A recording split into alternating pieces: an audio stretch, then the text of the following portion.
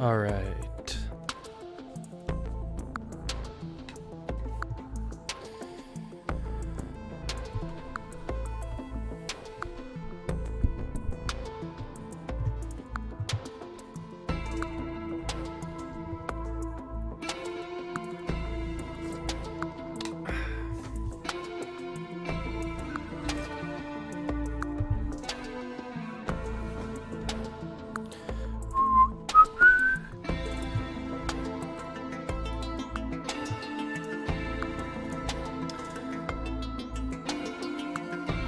Alrighty. So tonight I just play a little Risk Rain 2 and sit and see if anyone popped up in chat. Hang out for a little bit. So just a chill night. More so wanted to hang out with them because I already know this game. I can play it pretty much. So let's get started.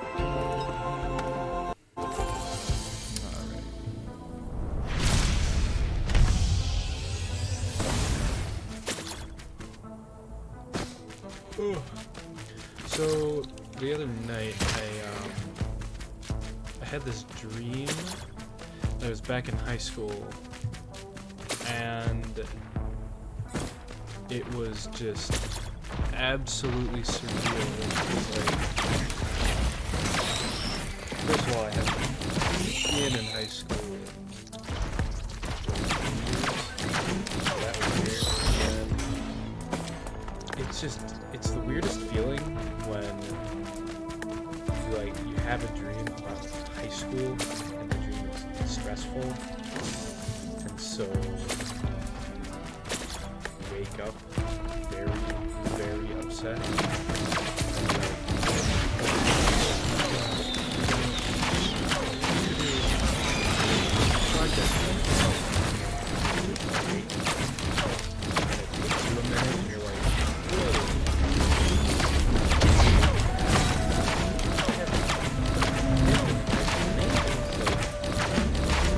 It's just absolutely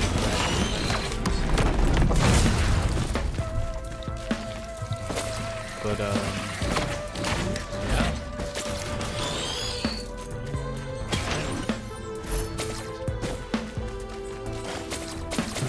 So yeah, and it was one of those dreams where instantly right when the dream started I was like, oh my god,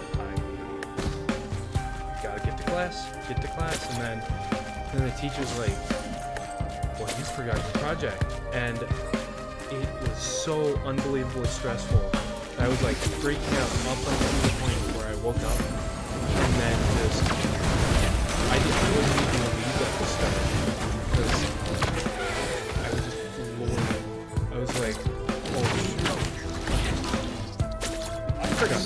project.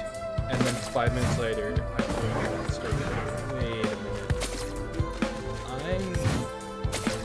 I graduated high school like 3.5 years ago. Why am I stressed?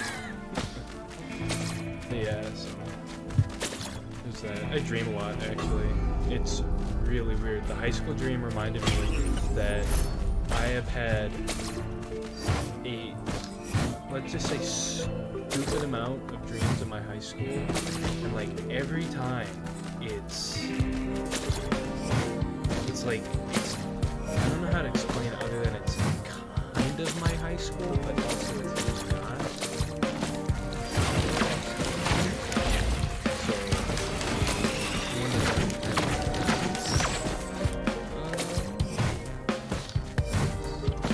one of let's see. So, a year ago, summer, so a year and a half ago, I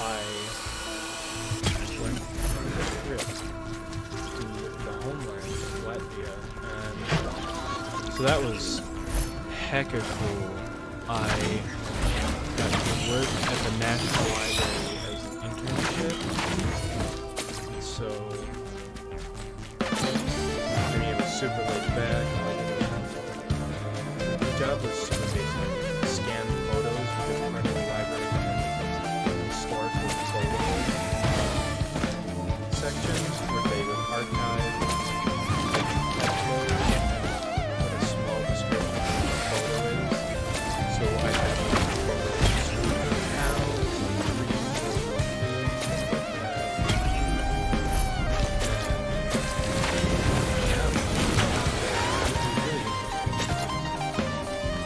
It was like this little window into a world that I just it's easy to forget all the historical things that happened. Just part of it. All that money.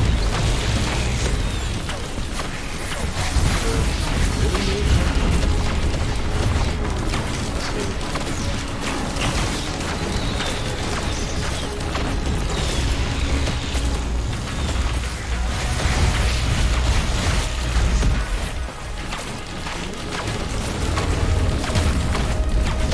Yeah, so there's a book for it, right? The oldest book they had on it. I remember correctly, it was I want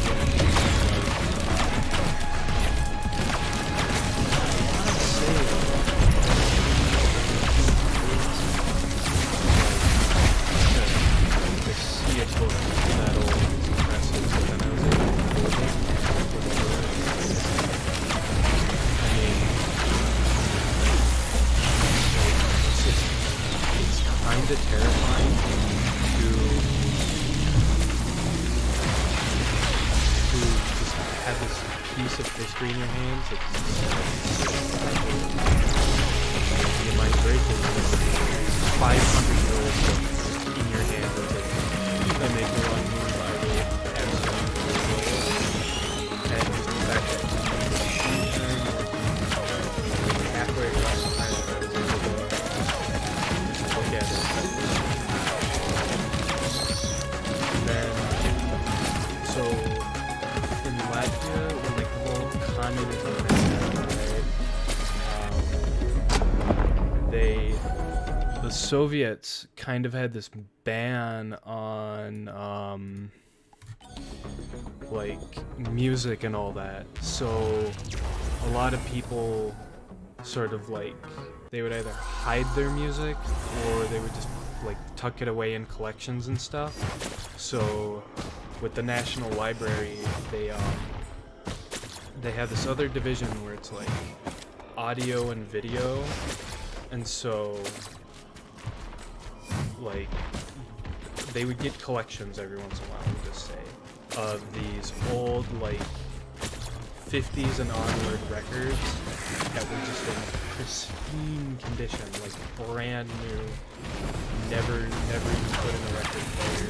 And so part of my job was I would have to sort through those, and because it was the Latvian National Library, they were interested in the ones ones that were specifically Latvian, and like a lot of the records that came through there were like German or Russian and just other nationalities. So like it's cool to have, but for the sake of preserving specifically Latvian stuff, they weren't it wasn't as much of a priority, I guess. So I gotta sort through all those. Like there were thousands upon thousands of these super old records, and just like the fact that I was in a place where these records that had been preserved for literally like 40 to 50 years in some cases without even being opened and touched and put on a record player. It was just really crazy to have that, because you don't really see that every day. It's just one of those things that I'm kind of grateful for that I was able to do. And then, yeah, just in general, it was really fun for me being in Latvia, because that's like the heritage. As you can see behind me, I've got the Latvian flag. That's where both sides of the family are from. But yeah, you know.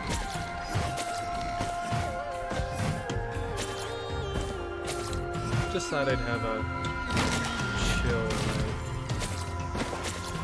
playing Risk of Rain. It's a game I know and spend my time reminiscing about stories and stuff. Let's see.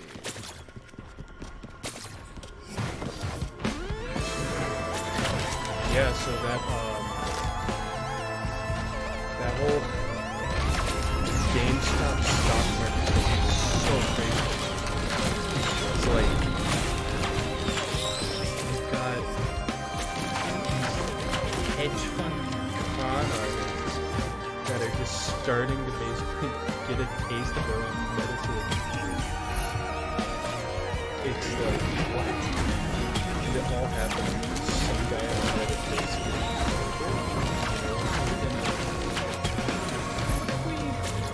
stick it to the man.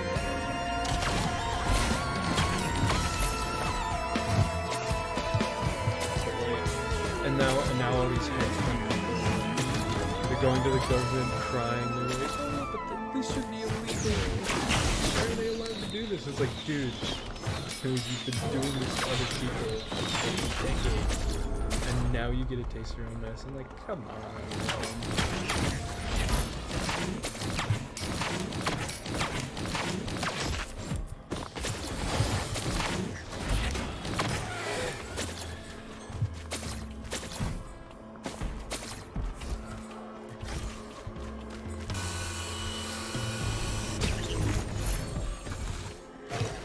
Thank you, Josh.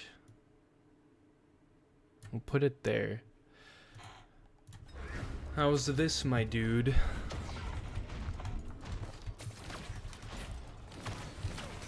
But, let's see.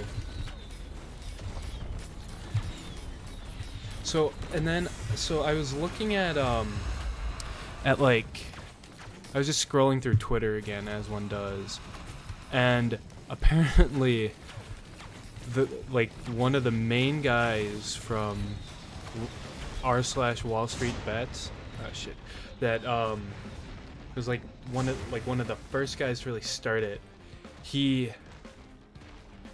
I think it was today I saw he'd had in losses between like the past couple of days $14 million. And this dude is still holding on. He hasn't tried to sell his stocks. He's still holding. And it is the balls on that guy, dude. Talk about insane.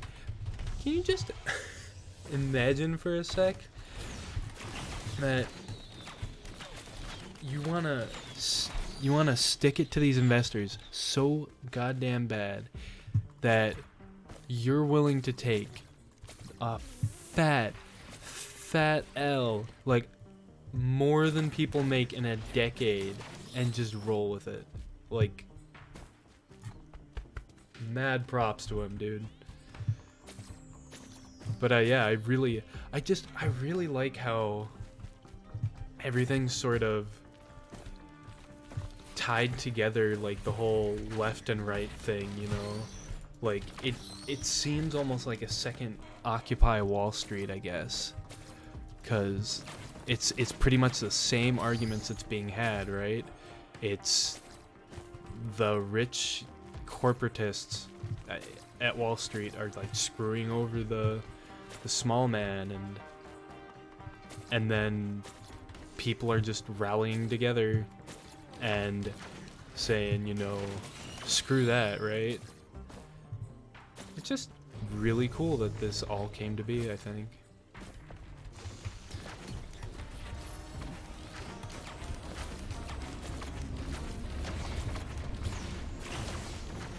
Alright.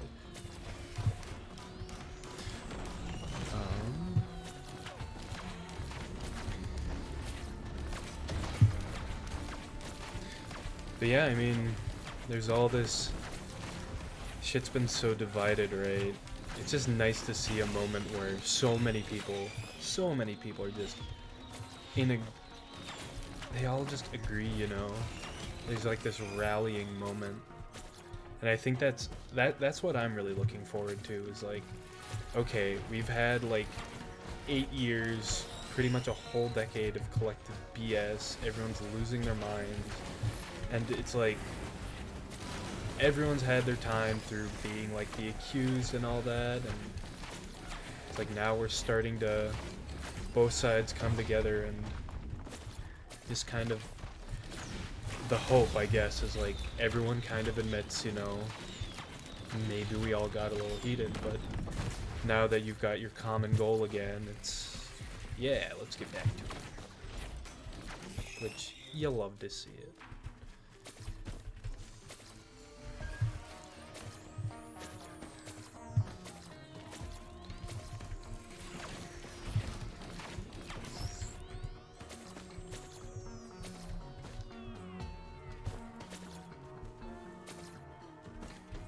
So, one thing, play Fortnite. Believe it or not, I refuse to play Battle Royale. Battle Royale, to me, is just, it's like Roblox. I've never once played it, and I think I'd be happy to say that I would die without playing it, honestly. Like, come on, Matis. Like, really? Fortnite? Bro, that shit's like... Isn't it old at this point? Or, I mean, correct me if I'm wrong. Maybe it's still awesome. Because I know they've been updating it, but like... Has it really changed that much?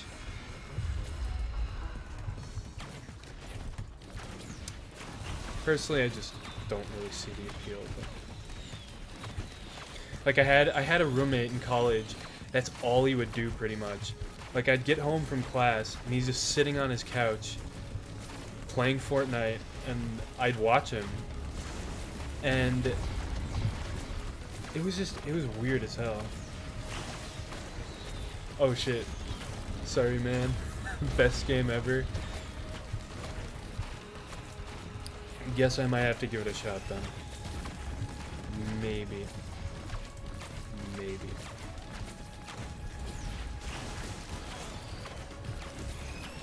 Are you sure it's not? Are you sure it's not just for little kids screaming the N-word at the top of their lungs, though? But like, as far as battle royales go, how does Fortnite stack up? Because that's something I've been wondering. Because my roommate pretty much only played Fortnite, and I never really got to see what Apex and PUBG and all that was like. But given Fortnite's popularity, like, it seems like it'd be the most popular one, right? And like the best. Because from what I saw with Apex, right, it seemed kind of cool what they were doing. Like, you had classes, and like you could like specialize. Oh shit. No, no, no, no. But like you could specialize in like classes, right? And then get good at one, and then like I don't know. I feel like it added. I feel like it added a layer of depth, but with like the Fortnite complexity thing, I feel like that's a pretty solid argument, because sometimes you just wanna hop in a game that's you don't have to read all these pages and like, holy shit, I gotta go on YouTube, like, oh my god. Go on YouTube and like look up all these strategies and like, how do I play this game, instead of like, okay, where are we dropping boys, and then go in and get the dub, you know. But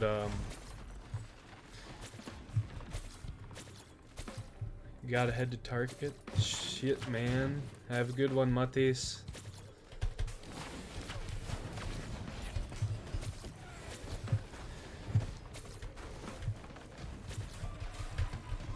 But yeah, I've always never really been that competitive into games, you know. I've mostly just been solo play, just because mostly I don't know, just a preference, I guess. Because my schedules have always been weird, where I don't have as much free time as friends and shit, so I have to play single player stuff and just roll with that. And then late high school I started getting into Roguelike, which is this type of game. Well, I guess this type of game is kind of very, very broad. Roguelike is, I guess, the type of game where everything's random, but gameplay is pretty much the same. I like it just because it's fast paced, and there's not, like, you don't have to worry about connections, so if you're on the go, you can just pop one open and play for a couple minutes. And then the difficulty curve on roguelikes is usually fun, because it always, like, the point of them is that they are hard, and eventually you grow to get better at them, and then survive longer, and then eventually beat the game. But yeah. But yeah.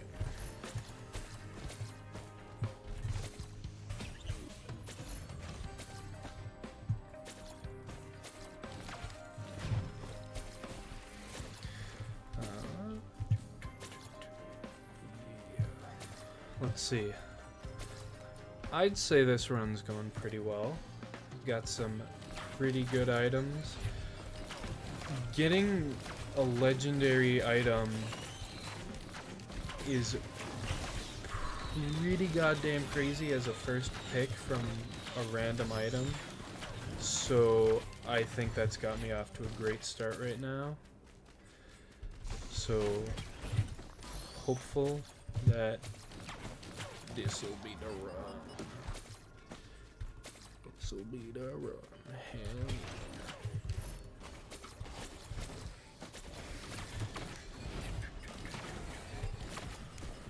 Alright.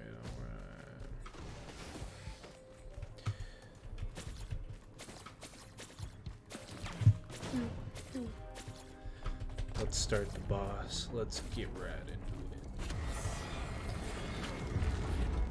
Oh shit. Oh shit. It's the Stone Titan. Have y'all seen that, like, all that, oh my gosh, stop. All the, like, King Kong versus Godzilla shit out there? Like, all the other movies in that whole Warner Bros. I think is it Warner Bros. But, like, the whole series that that studio's been trying to do on, like, Godzilla, Kong Skull Island, and like King of the Monsters and all that. Like, they haven't been doing that well, but all the memes are just kind of hilarious. Cause, like, I guess on social media people are like, gotta take a side, and then people are like, return to monkey. And then some people are like, oh yeah, but Godzilla's a walking fusion reactor. And then people are like, oh yeah, but monkey. Gotta say. Oh, shit. Hold up. Stop.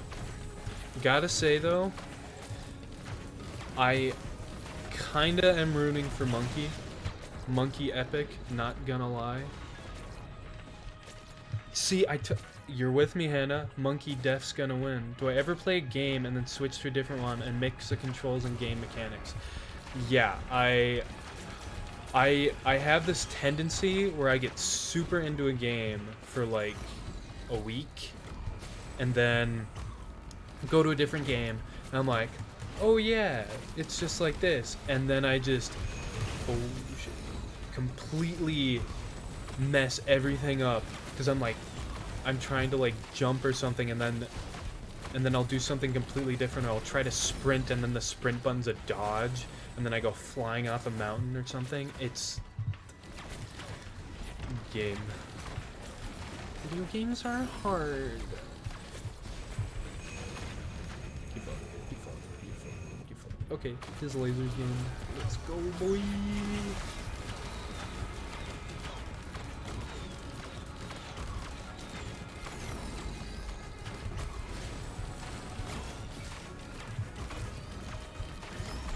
But, so with the whole Godzilla and King Kong thing, I was watching,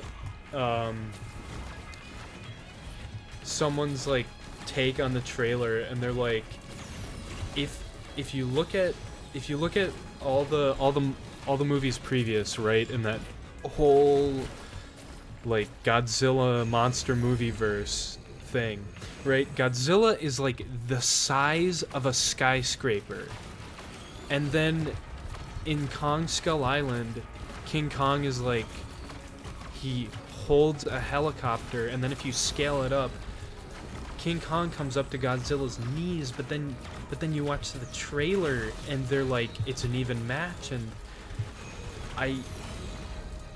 like, what? Like, where's the continuity? You got, like, I'm of the opinion that in preparation to fight Godzilla, King Kong just got jacked. King Kong was like, enough of this whack-ass lizard thing. We're gonna go full muscle mode. We're gonna height exercises. Had a lot of milk and bananas to grow his bones. I mean, I'm pretty confident in my pretty full support for King Kong.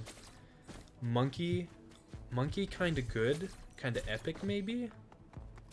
I don't know, guys. What do you think?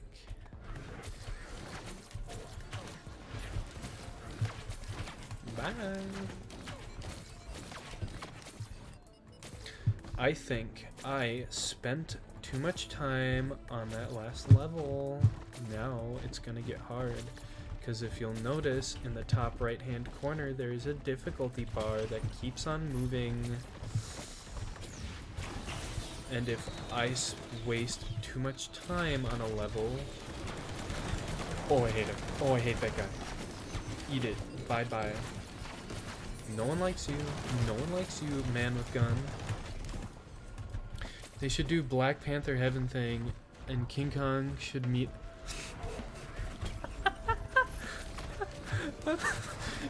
Can you imagine, right? So, what if in the movie there's a moment when Godzilla gets like decked in the... Or no, not God... Like Godzilla decks King Kong in the face, and King Kong has like a lights out like boxing match moment where like the screen just kind of flashes and like it goes to his thoughts, and it's just like him in heaven, and then you just see Harambe smiling down on him. I think that would break the fourth wall a little bit too much, but like, what if they could do like a Harambe reference in a more subtle way, like what? Oh my god. Like, what if there could be a moment where King Kong's just just like standing in like a big concrete area, and then Godzilla like jumps down, and then King Kong just grabs Godzilla by the leg and then just starts dragging him like Harambe did with the kid. And like what if one of the animators did that and we just like did not mention it?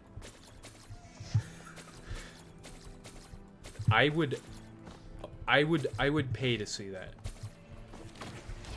Like I think that's the thing that you gotta, like, if you know anyone that works on like a project or some kind of animation film type thing, just make sure to tell them your memes have to be subtle. It's the subtlety that's the art. Like, you can't just barge in there and do like ham-fisted, extremely obvious. It's gotta be the type of thing that slips through the sensors, and then you like see it and you're like, oh, that's just a thing. But then the more you watch it, you're like, how the hell?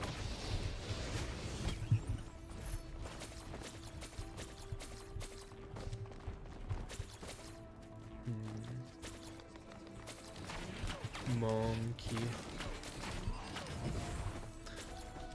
Aren't monkeys kind of awesome though?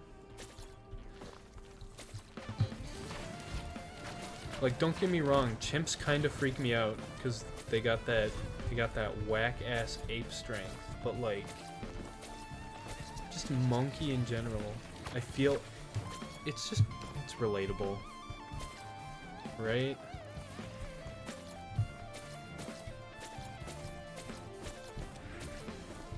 Like, don't you ever just wanna just find a tree and hang off it and then just scream to your heart's content? Like, I feel like that's something that's been lost in like the past 10,000 years, which I do think Return to Monkey has something to it. I really do. Cause right. What am I thinking? It's like the whole, like, with aliens, right? Us as a species probably can't even comprehend what aliens are like and what their society is like, no matter how arrogant we think we are. Just because, like, it'd be like explaining all of human civilization to a parrot or a dog or something. Because obviously, like, they're intelligent. Like, birds and dogs can recognize words and even communicate back. But they don't understand, like, just society and taxes and, like, jobs and all this. And so, like with aliens, right? Like, could you convince a dog to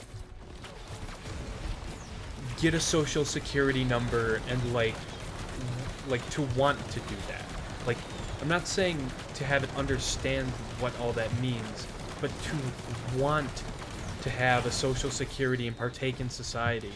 Because, like, I think even simpler than that, like, think of lost tribes in the Amazon, or like just societies these days that are still tribal. Like, for the most part, it seems like they just want to be left alone. They don't want to deal with all the, like, new technology and all that. And, like, so imagine an alien comes up to you, and you might at first, right now, think it's super cool, but, like, for them to explain all the intricacies of their society, I think it would just be too overwhelming.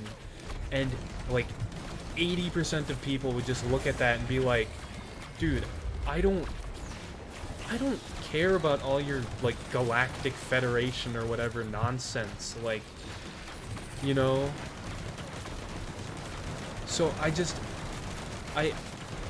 feel like sometimes, rather than going forward to stuff that we don't understand, that sometimes a return to Monkey might be the more natural thing, you know?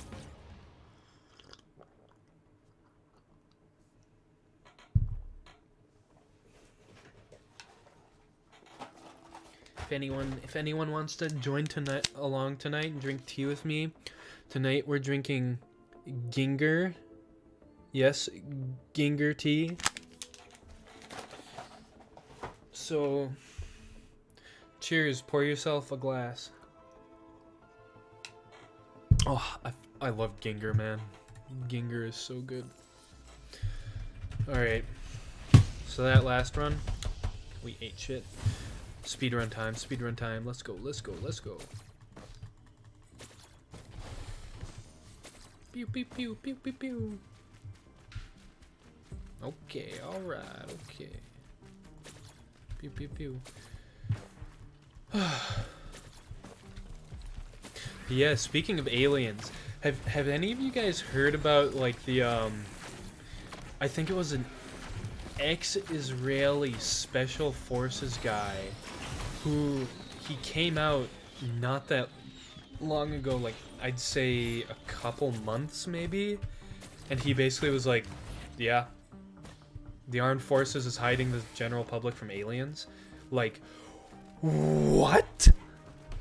Are you kidding me? Are you kidding me? And then you combine that with the fact that, like, I swear I've seen multiple, like, ex-army, ex-air force, and then, like, with the recently declassified footage of just random UFOs, it's like, I mean, at a certain point, like, can you find that many, like, insane retired people? Because I feel like it keeps getting backed up, you know?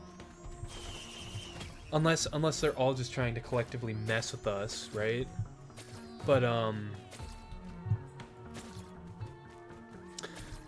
I just want to believe, man. Please, man, let me believe. Aliens would be so cool. It'd be cool just to know, I guess. Like, I'm pretty sure if I saw an actual alien, my human brain would just, like, not be okay for a while. Cause like, right, like, humans, we've had interactions as a species with, like, slightly different levels of technology, and it always leaves one of them thinking the other is some kind of god or even an alien, right? And so you wanna tell me that, like, a group of people who had, like, access to metals but didn't figure out how to make a gun were that impressed by a gun that they just straight up thought of them as, like, the end-all be-all, like, beings from another from, like, another plane of reality, when they had access to materials that they had, and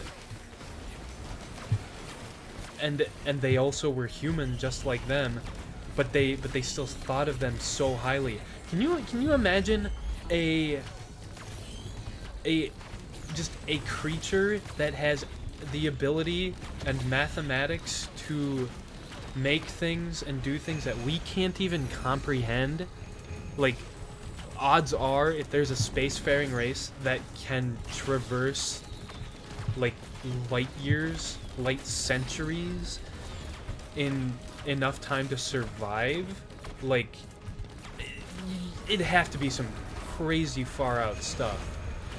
And you want to tell me the difference between a sword and a gun was that astounding that, like, civilizations just bowed their knees? Aliens will be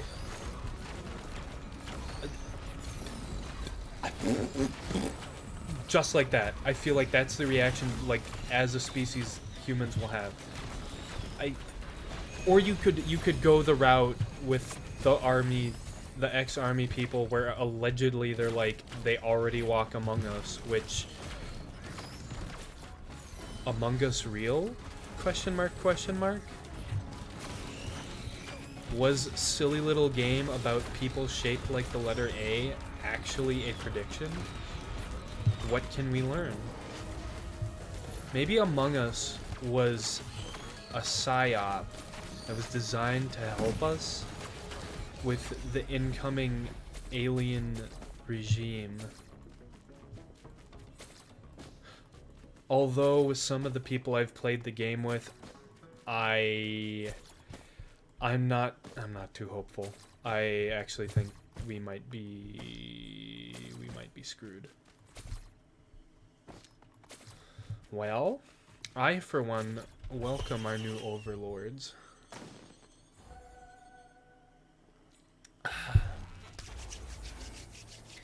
Now we go into the random wacky zone where I get to do hacks. Emergency meeting. How would an emergency meeting work in real life? Like, oh, the presidential text message thing that could be sent out. That would be wild if one day, like, what if the Biden administration one day was like, aliens are among us, meet in your local town square, good luck. As that would be top tier moment. Actually, no, I'm pretty sure I would hate that. I would, oh. Yeah, I would just hate that. Go away, I don't like you. Number 3, I don't like you.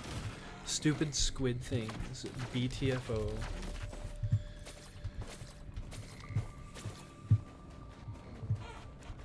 Hannah! What's Emma doing? Get her in the chat. I have 1 viewer's Hannah, and it's you. This is call out time.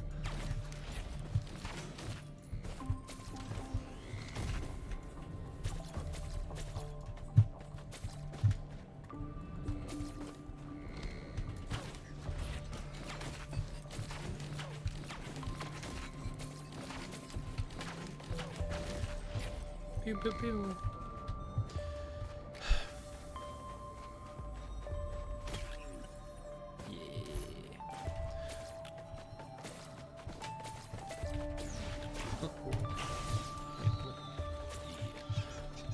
Neat. Thank you, Hannah. Okay. So.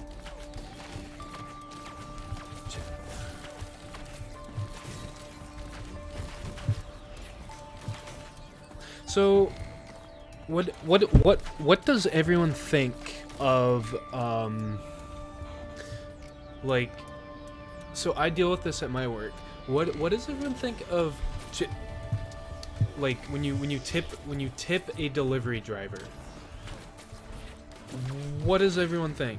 Because for me personally, as a delivery driver, like, right, I know everyone's not maybe in the best situation, but to like pay, but I feel like say your order is like $10, right? I feel like 20% is pretty safe. Like, you ordered for $10, you got it, like 2 pieces of food or something, you know, like a burger and a side or something. Like, slide your delivery driver like $2, right?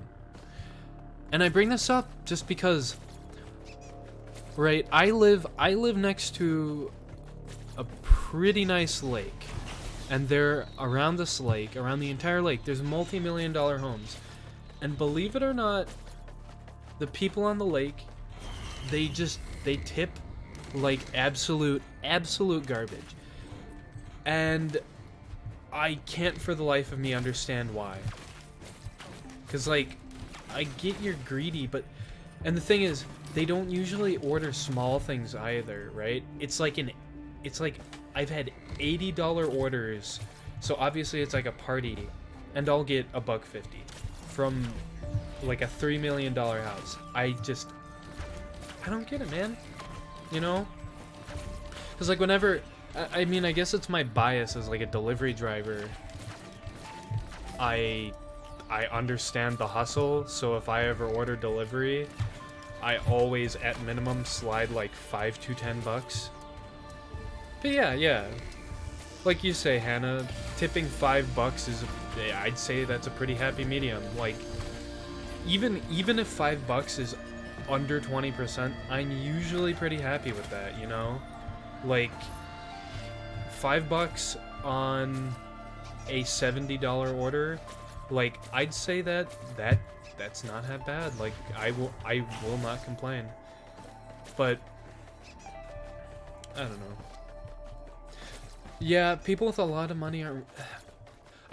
So, you see with that, I don't know if it's that people who have a lot of money weren't raised to be generous, or maybe it's just the fact that, like, once you... Like, I feel like a lot of people with really nice houses are kind of breaking the bank on that, you know? Like, between your nice house and your Mercedes-Benz and all that, like... I mean, maybe people just are that rich and they're just assholes, but, like, I feel like at a certain point, they're just kind of irresponsible with their money, maybe, and that's why they're kind of greedy.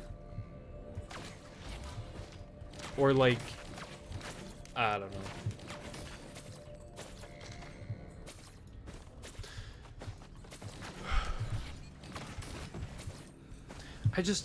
I kind of just want to understand, because sometimes you want to, like, see these people and, like, please, you have big house, I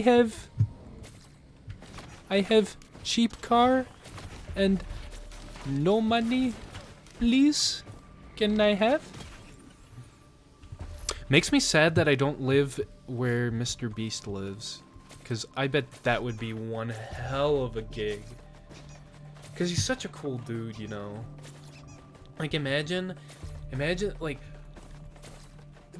those videos where it's like, I'm gonna tip this guy a house. It's like, if only, dude. It just must be such a nice time living in MrBeast's neighborhood. Because I feel like he just makes the community better. Because, like, you know, once one person starts being really generous, I feel like it's kind of infectious, you know? Like, positivity, I've found at least. Like, when I first started delivering, right, I was super bitter about getting stiffed on tips. And I would kind of, like, grumble and moan to myself. But as of late, I've just kind of come to the realization, you know, like, I don't really want all that crap energy, you know, because, like, once you start thinking that way, then you, like, just start being that way. And I kind of realized that last year, that I was not too happy about it. So I'm humble brag, maybe, but I feel like I try to make it so that when I tell someone have a good day, that I try to just dig through myself and mean it at some level. Cause, like, I kind of hate that whole, like, you know, mask on, like, not like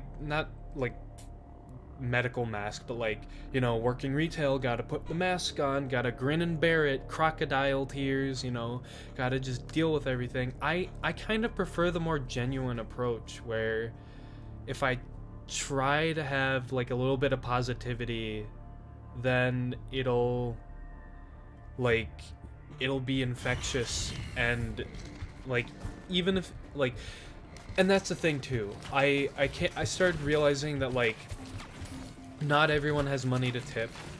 Maybe someone just needs food, although Domino's is kind of expensive for food. You'd be much better off going to the grocery store and getting, like, a crap ton of vegetables, and chicken is surprisingly cheap, along with, like, eggs and stuff. So, but anyway, people might not have, like, the money, or maybe they're just having a crap day, and, like, they don't want to feel like they have to, you know, they want to feel some sense of like saving money, because that feels good too, but I don't know. So I just try to not carry that negativity around. But so yeah, you saw a woman who works for DoorDash freak out because of an $8 tip. I mean, I've been there, and I've seen people who have been there, you know. Some days you're just not having it, and like, especially if you're having a crap day. I've had this a couple times, and the day starts out with like 4 stiffs in a row, and then that sets a tone for the day. You've got kind of a bad taste in your mouth, and then you just, I don't know, and then you're just feeling kind of crap. But then you get like this one good tip, and that kind of, I've found that it sometimes just erases all the BS away, because sometimes a little kindness is all it takes. And hey, pay it forward, right? So I'll tell another story after this, but so actually no. Wait, hold on. Okay, so I've never told this story before, just because I hate like the YouTube channels that, you know, giving $100 to a homeless man in the street, and then it's just a brag fest. All they're doing is like 3 people with cameras walk up. The guy gives the guy $100. He's like, "Hey man," you're like, "Whoa!" Like, totally makes the whole thing trivial, and like patronizes this guy who's like sitting out and begging on the street. I hate that. I think it's so shallow, and it's like, I personally believe that like most people, like, wait, what the hell am I saying? I feel like most charity like that ought to be, you know, not something you really go around gloating about. But at this point, it's been a year since I did this, so I feel like it's okay for me to talk about it, I guess. I just never brought it up, and I feel like it's kind of relevant to the conversation. But so I was moving out from college, and from working at Domino's, I had like a bunch of cash sitting around in my piggy bank. And so on the drive home, I hadn't eaten breakfast that day. So I had stopped by a McDonald's, and right before I got to the drive-thru, there was this couple on the side of the road, and they had this thank you for the donation, that's really kind. But so they had this car, right? And they were holding up this sign, and they're like, ran out of gas, and we, like, this is all we have. And at first, this is gonna sound really bad of me, I noticed it, and then I just kind of like turned a blind eye, and then just went through the drive-thru and like took my order. And as I was waiting in line, it just kind of started to eat me up. And I was like, you know, if I were in that same situation, like, can I really expect anything out of anyone if I wouldn't help someone in that situation myself? So it really started to eat at me while I was waiting in the drive-thru line. And so I started thinking of, I'll slide him a couple bucks. And then I started thinking more and more and more, and I was like, I mean, right now, like, in my situation, I was driving home from school, I had a job lined up at home, and I was going to be living with my parents, so I would have no rent. And the situation started to dawn on me, and it was like, I'm all things considered, I'm sitting in a good spot, you know, like I could give this couple a ton, like a pretty significant amount of money, and in a week I would be able to make that back with a paycheck. And it was kind of like this just moment of like, I was like, instead of giving them like $10, what if I give them some chicken nuggets? And then I was like, no, I don't know, dietary restrictions. Like at first I was like, what if I just buy them a bunch of food? But like, I started thinking clearly they like wanted more of like, they need like gas. They need to get where they were going. They also had dogs with them. They needed food for their dogs and like all this. They had like a lot that they needed. And so I was like, well, food isn't the best option. So I was like, what if I give him a 20? And then I just started realizing, like, more and more, I just kind of, it didn't feel like $20 just started feeling cheap to me. And then I was like, okay, 40, okay, 50. And I was like, I don't know. And so in my wallet at that time from Domino's, I had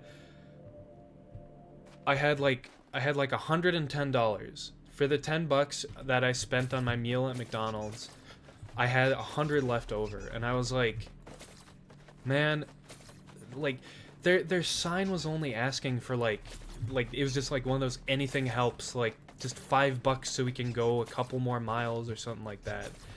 And I was like, I kind of started feeling for the people, and so after I went through the drive-thru, I just walked up and I just gave them the $100, and they're like, they acted kind of shocked, and at that point I was just like, I was like, I feel bad for your situation, and it's hard, so here you go. Here's basically, like, I didn't tell them that was all the money in my wallet because I didn't feel like it was relevant to the situation, but I was just like, this point of, I guess, willingly giving away money that I could have been greedy with. I could have just been, I want to save this, you know, for me.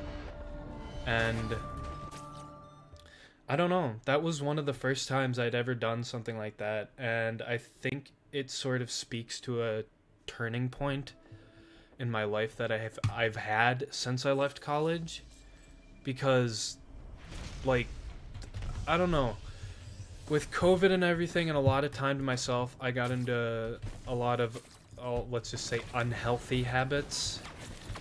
And towards the end of spring and the semester, I started to just assess myself, and I wanted to do better by myself. And so basically I saw this opportunity, and I went for it, and I do not regret it at all.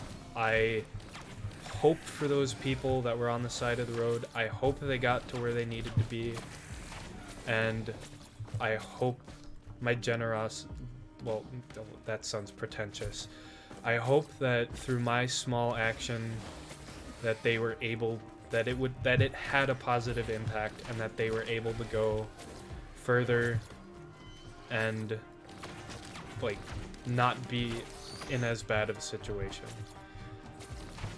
And that's sort of a mentality that I've been trying to cultivate and have more of as time's gone on, where, especially in this year, when, I mean, have whatever opinion you will about the pandemic and how politicians are handling it, and how, you know, what we should do, like, maybe what you think of masks is different than, like, mainstream or something like that.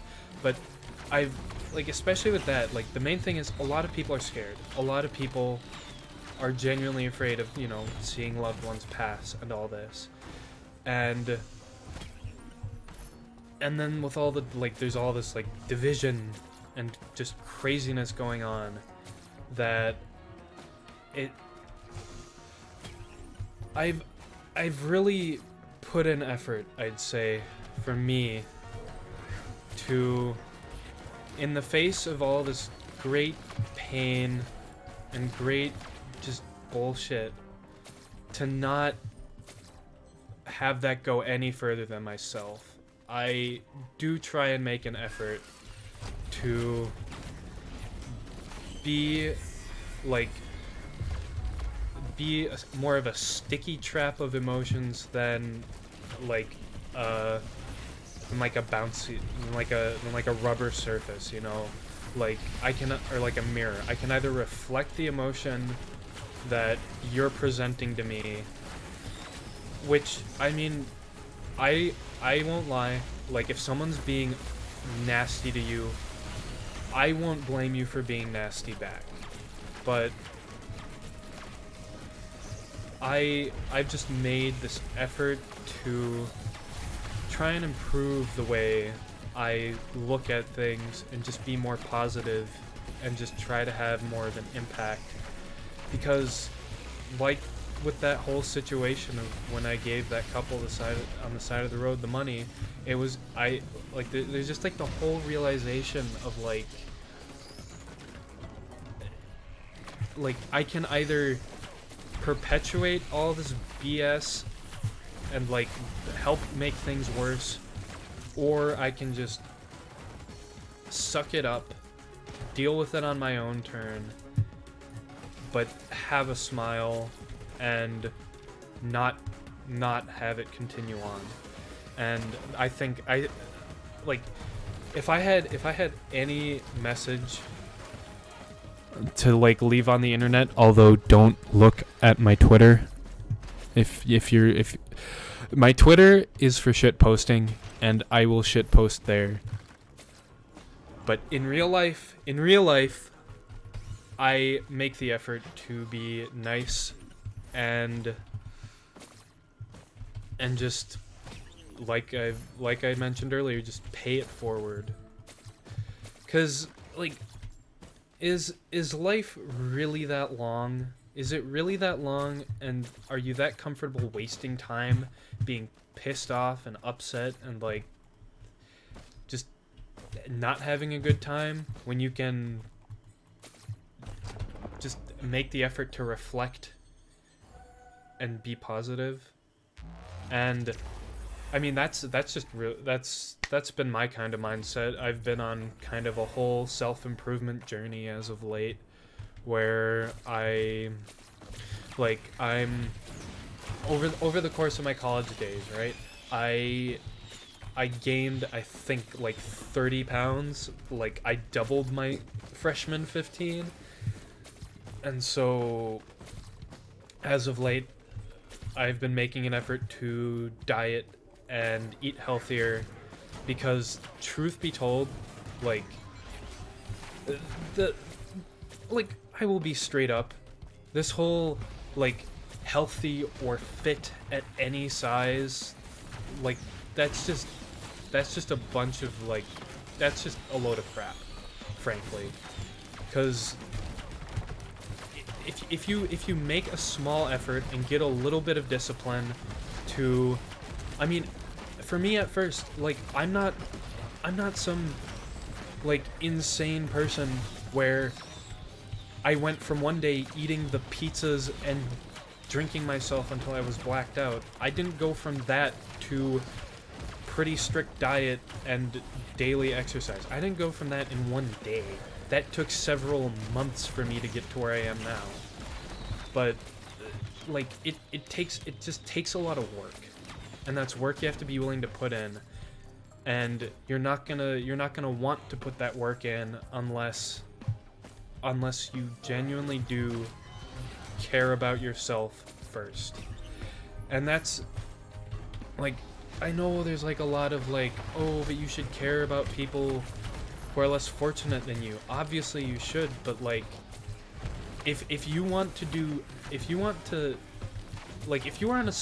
in a place of actual like status privilege, and you want to do the best you can to help your community or other people, you have to be focusing on yourself first, because everything you can do is going to rest on how you treat yourself. If you treat yourself like crap, your attempts to help others aren't going to mean as much, because it's like,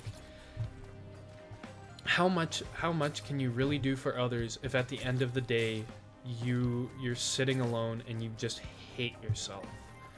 So it's kind of like a twofold journey, where my motivation for bettering myself is partially because I want to look good, I want to feel good, but on the other hand, it's also, I want to get to a spot where I've maximized my full potential, right?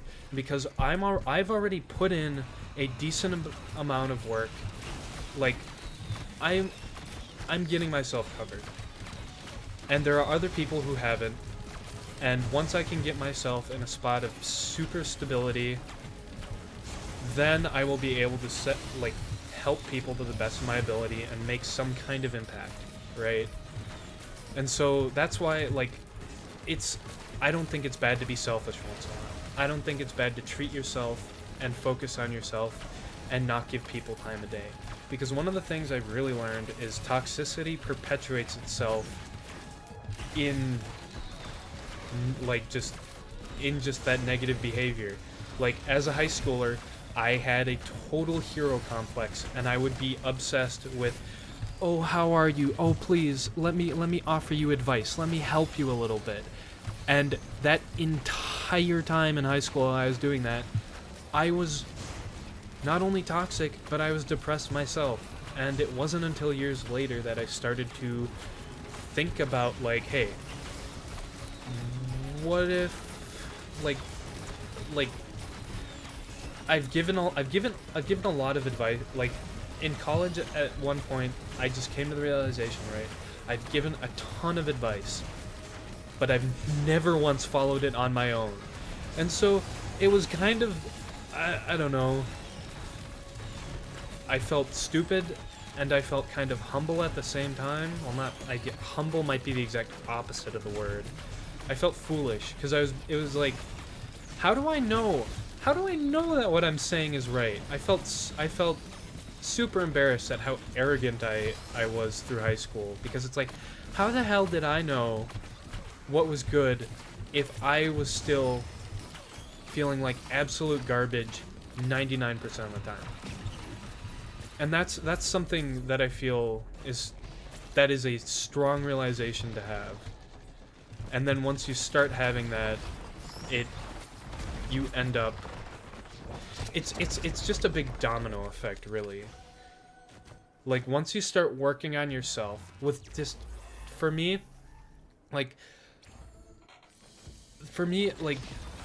there was a lot wrong with me, specifically a year ago, that I hadn't fixed. And so thinking about it at first was so goddamn overwhelming. It was like, oh, I don't like this behavior, and then I was like, okay, I'll fix that. And then as I was thinking that to myself, I'm also doing this other awful thing, and it would be like this vicious cycle of like, okay, I'm gonna start working out, and then I would work out for like 2 days and then stop, because my other destructive behaviors would like start caving in on it, because I'd want to focus on those other ones as well. But eventually I got it down to once, and I think from where I'm at, I'm a lot safer in saying this than I was years ago. I think the first step to like genuine self-help is, well, you gotta look at yourself, you like the whole cliche, you gotta admit you have a problem, right? But then you have to figure out what your problems are, and you have to really accept what those, like, that, okay, like, maybe it's like drug abuse, maybe you're drinking too much, maybe you're focusing too much time on other people, or focusing so much on your work that it's becoming destructive to everything else. And you have to figure out what those problems are, and then you just have to commit to one. And this is why I think New Year's resolutions are one of the stupidest traps you can ever fall into, simply because with a New Year's resolution, all throughout the year, you're not really thinking about it. But then that magical day, that magical December 31st comes around, and like maybe that week or like an hour before, someone asks you, "Oh, what's your resolution?" And you already know. You already know what the heck it is. You already know, because everyone knows something about themselves that bugs the hell out of them. Something they wish they didn't do. Everyone has it.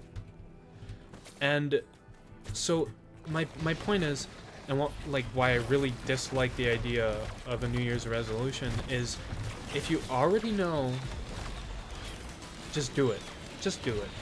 And that was, for me, the first step.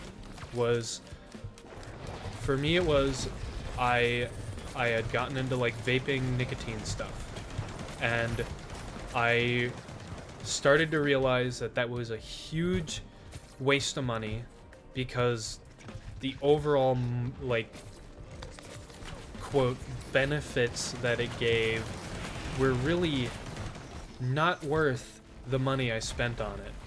Like, looking back on how much I don't even know how much I spent total, and I didn't even want to try to estimate, because it was just so like, this is gonna be a scary number. And so it sort of happened where I was like hyping myself up for a week, and I was like, okay, I'm gonna do it. I'm gonna do it. I'm gonna do it on this day. This day is gonna be the day. And that week would pass, and I would never really follow through with it. Some other thing would happen, and I would just be like, what's one more day, right? I'm just gonna wean myself off of it, you know? That was the thing I wrestled with for the longest time, is I would completely, like, ignore any real progress by telling myself, oh, I'm just doing a little bit less. A little bit less right now. And then, basically, what would happen is, I'd be weaning off a little bit, then something mildly stressful would happen, and then I would start using it to cope.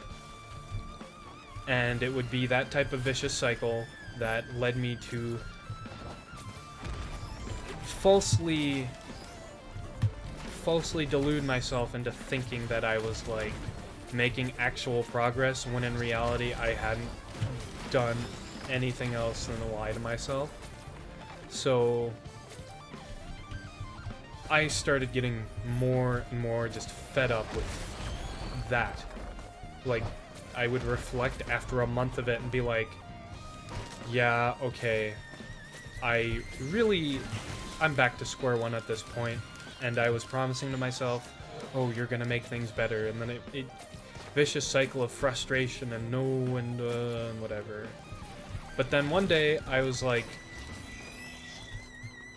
let's just commit, right? Let's just,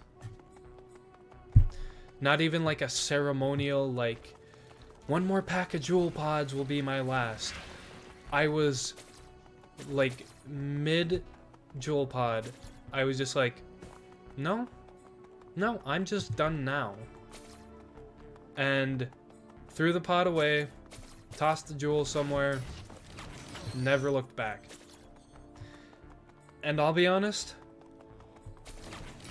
oh boy, did that first month ever, not first month, first week really. The first week off nicotine sucked. I was like, I found myself like, you know, just me sitting there, and I was just like reaching for it. And then driving home from work, I was like habitually steering to the gas station to buy pods. And then every time I was like, what the hell? Absolutely not. And then I would like wrestle the wheel away and be like, no, we're not doing that. And like I was getting really, like, by the end of the second day, I was like, I was at the bargaining phase. I was like, no, it's fine, it's fine, it's fine. Think of how many people smoke for life and they're fine. Like, oh yeah, I've got family members, they've smoked their whole lives, you know. Oh, I can do that, I'll be fine, right? And then it was just like, there was just like this moment where I was just like, hold on. What? No. I'm committing, no more of this. And it's really easy when you have a destructive behavior tied into like spending money or like a location or something like that. At least for me, I guess, because it was relatively easy to just be out of like the nicotine and then just be like, well, I have none. That kind of sucks. But I'm not gonna get more, right? Nope. Well, too bad. And like this is where the work I was talking about really comes in, because to do a 180 on something you want to change about yourself is incredibly hard. And like on paper it's like, oh, just stop doing this. Okay, well, you don't really realize how much of like your daily routine certain things are, or how much you start to rely on things for comfort and all that, and you only realize that once you quit, which, yeah, I definitely did realize. But anyway. But yeah, so one of the main things is if you want to quit something and you've been wanting to for a while, you've been thinking, oh, I'm psyching myself up for it, I'm weaning myself off. I would say more often than not, you are really just lying to yourself, because the only time I ever saw meaningful progress in like a 1.5 year span of trying to stop was the day I was just like, it's gonna suck, I'm gonna have to deal with it, oh well, you know, you're not gonna have this magical real moment of clarity where you're like, oh my gosh, I don't want to do it anymore, because anything you try to change about yourself, you're gonna still want to do, and that's just the fact. Whether it be weight loss, whether it be a bad habit, it's just, you get used to it and you start to want. So there's like an old saying that applies to basically everything, you know. The best time to quit doing something was yesterday. The second best time is right now. And that is the main mentality that you have to really just drill into your head. But yeah, so that was a lengthy whole bit there. Yeah, I mean, I guess one of the main things I figured is, as long as I'm shoving myself on like a platform, I want to sort of share like my own, not get like super duper personal, but just share the fact that like I'm still just a dude, I'm working on my own things, but it takes a lot of work. Because like so often you see just success stories and like, oh my gosh, do you see this picture of me a year ago? And then you get people commenting like, oh dude, I could never do that. Oh, and it's like, no, you can do it. Anyone can. Like, it's just a matter of setting your mind to it and rolling with the punches. So, And that's one thing I want to just... when people listen to me speak, I don't want them to just hear me be like, oh yeah, like maybe in the future, let's say I had like, I don't know, a successful like merch sale, or I have like a decent following. I don't want people to just look at me and be like, oh look, he just has that, right? You know, like I want to be able to, not only for myself, but for others to be able to like look back as sort of like an archive of like, I've been working this whole time, you know? I've not been just handed stuff. I had to do a lot on my own terms. Hello, James. How's it going? Tonight's just more of a chill kind of stream. Oh.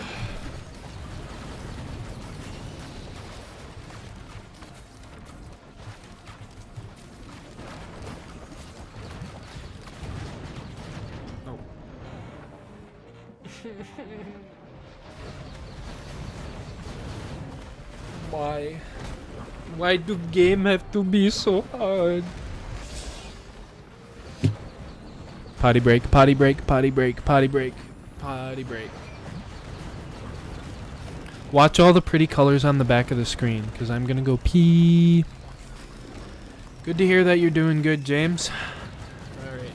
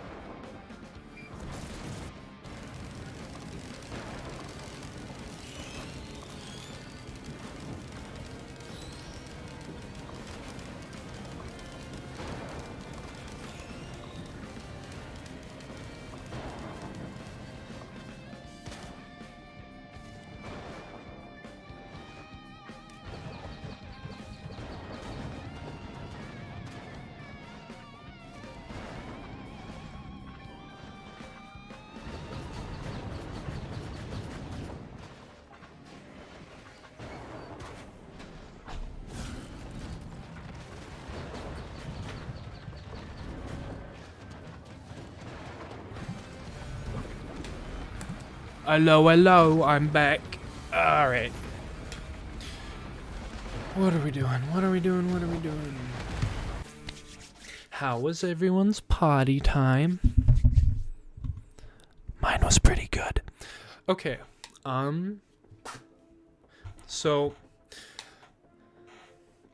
in spite of the whole, like, Wall Street thing, well, actually, before that, I'd been wanting to get into cryptos, but so I started getting into cryptos, because that seems cool. You just caught a tarantula on an Animal Crossing. Those things are kind of scary in that game. They'll like, and then they'll attack. I don't like the way that you look at them, and then they're just chilling, and then you like inch forward, and they're like. Right? And then you're like, okay. And then you whip out the bug net, and you're like, and then it like,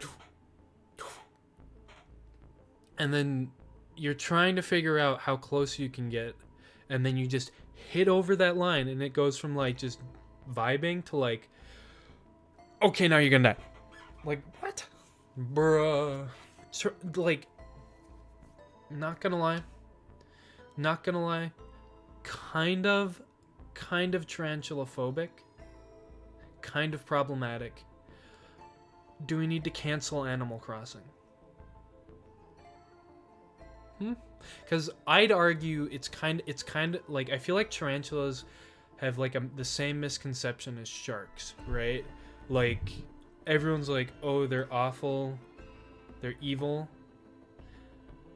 and then turns out you're gonna die a lot more by a lot of different things sooner than you would die by a shark, or get hurt by a tarantula, because people keep them as pets and apparently they're like puppies. A bit scary for me, but Black Widows. Now if you're talking Widowmaker from Overwatch, me likey. But if you're talking the actual spider, I do kind of feel like they get a bad reputation, because I think I heard a while back that like a lot of them don't have enough, like they're too tiny to pierce your skin, and they're not very aggressive. So the odds of you actually being attacked and killed by one is pretty slim, despite how deadly they are. Although don't quote me on that, because I am not entirely sure if I'm remembering the right thing. But Hannah, if you want to know what color my pee was, you're gonna have to DM me later.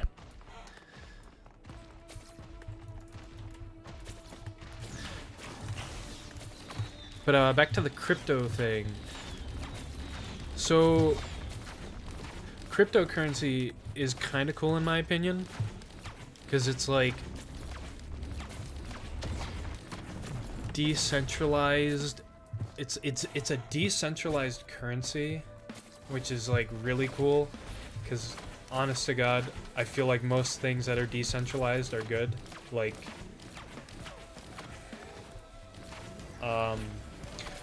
maybe I shouldn't say this, but the dark web I feel like is kind of epic, because there's no censorship, there's no like concrete place for it to get taken down because it's all Tor, and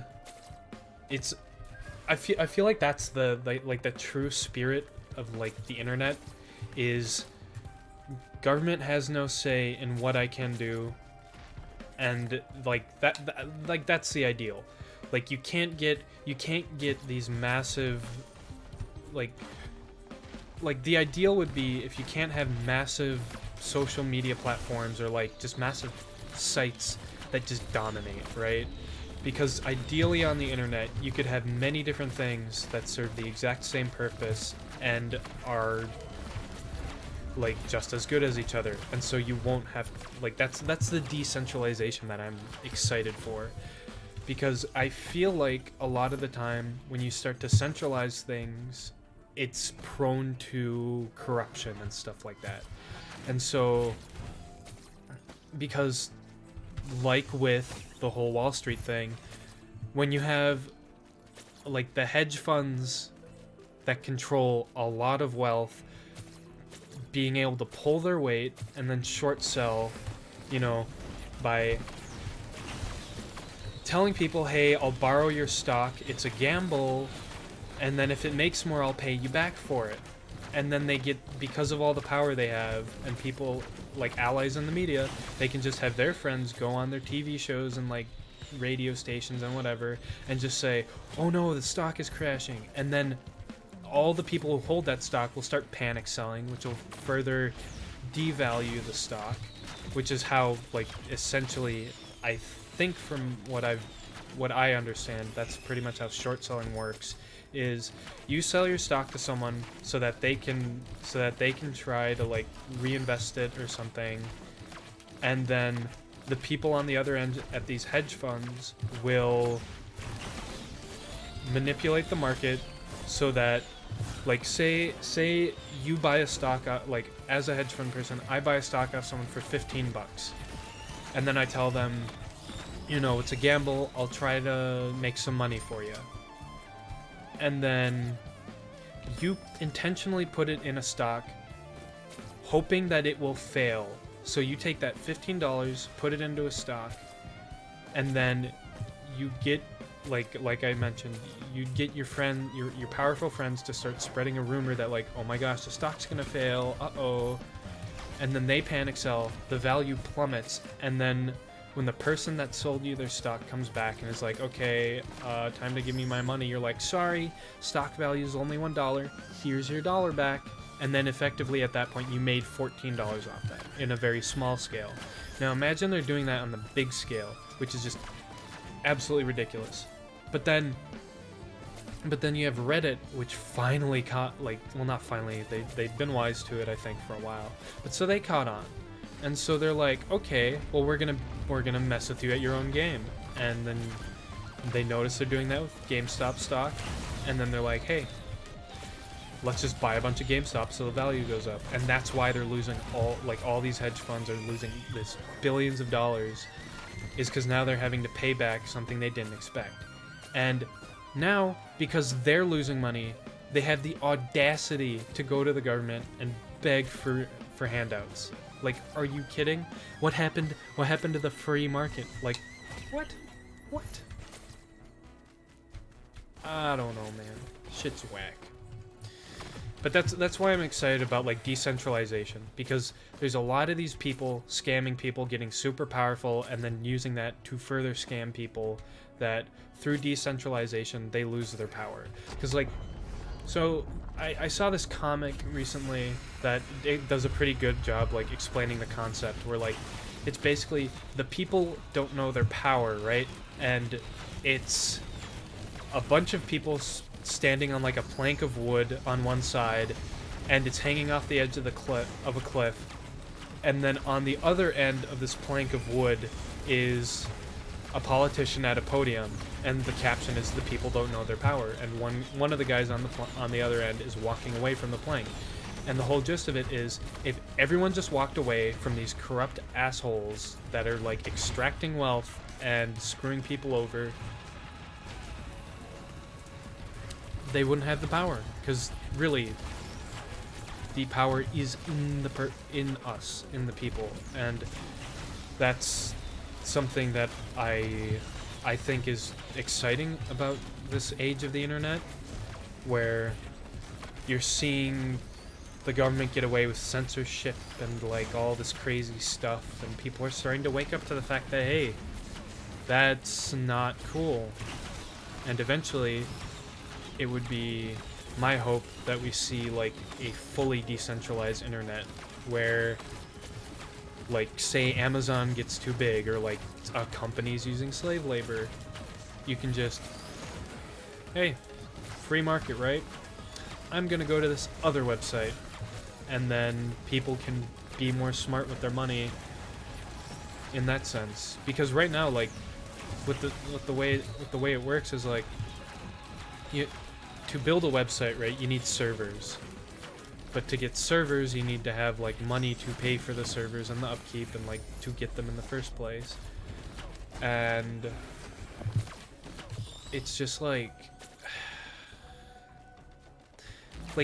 it's you as like a minimum wage person, that is like so astronomically difficult to do, whereas for, like, a Jeff Bezos type who had Amazon, he can just swoop in and be like, all right, well, I'm making this money, how about I just buy a bunch of servers and then host them to make more money off of, right?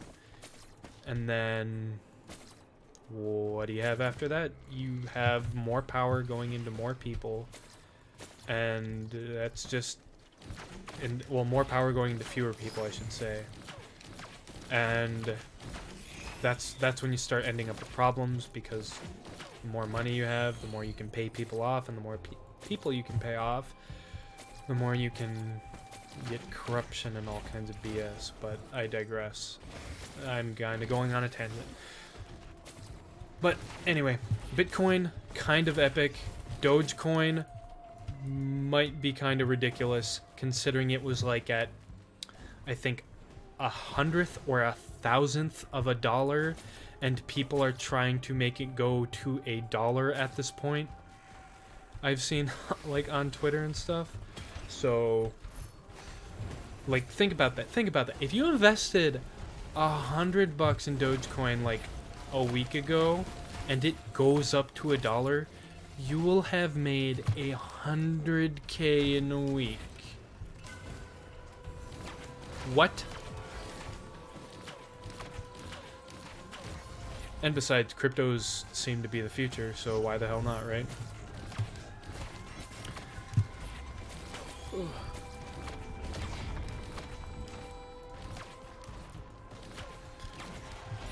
So what's going on in all of you guys' lives? Have you done anything interesting as of late? Any wacky stories to tell?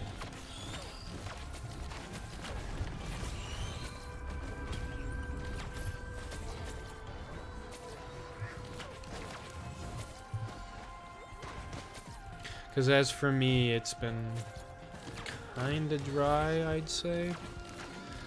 Not a whole lot. Ooh. I mean, other than I've been kind of thinking about ways to experiment with the channel, because like I've done some like more scripted content here and there, and I'm not sure if I wanna. Because my whole real idea behind what I want to do with this channel is I just want to have a kind of more honest reflection of myself, you know? And if I want to say do like a video that I'm interested in, let's say like a more political topic, I want to be able to talk about that and like just do that. And I know people who subscribe, maybe you're here for one thing and don't like when I do something else, but I like the idea that when I'm on the internet, it's like it's an honest reflection, and I can just be me, you know. And I mean, there's things that I post that people aren't gonna like, and like that's the thing. Just don't watch it. Or if maybe you do, and it turns out to be something interesting, and you get a new worldview.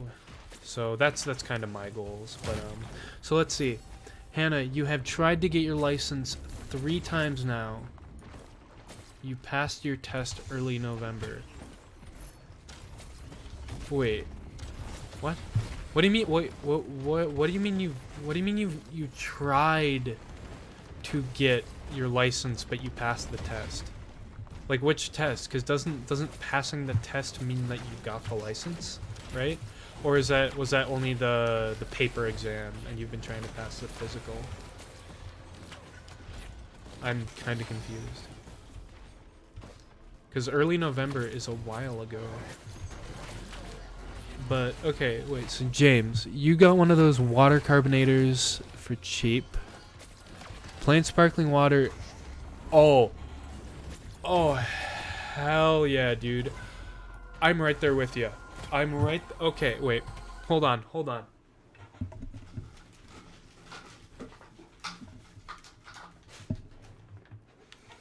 Here are my bottles of Perrier. These 4 bottles, and it took me 2 days. Because I drink several of these a day. This is the leftover wrapper of a 6-pack of sparkling water that I got at Aldi. And I went through that far faster than I wanted to. It was like 6 1.5 liter bottles. And I was like, okay. That's a pretty good amount. That's a good amount. I will get through that in like 4 days' time. Right? Maybe one day I'll treat myself to 2. But no. In a span of 24 hours, I drank 6 of them. So I'm with you there, man. I think sparkling water is awesome. Especially because I try my best to not eat sugar. But yeah. And then tea as well. Tea is kind of epic.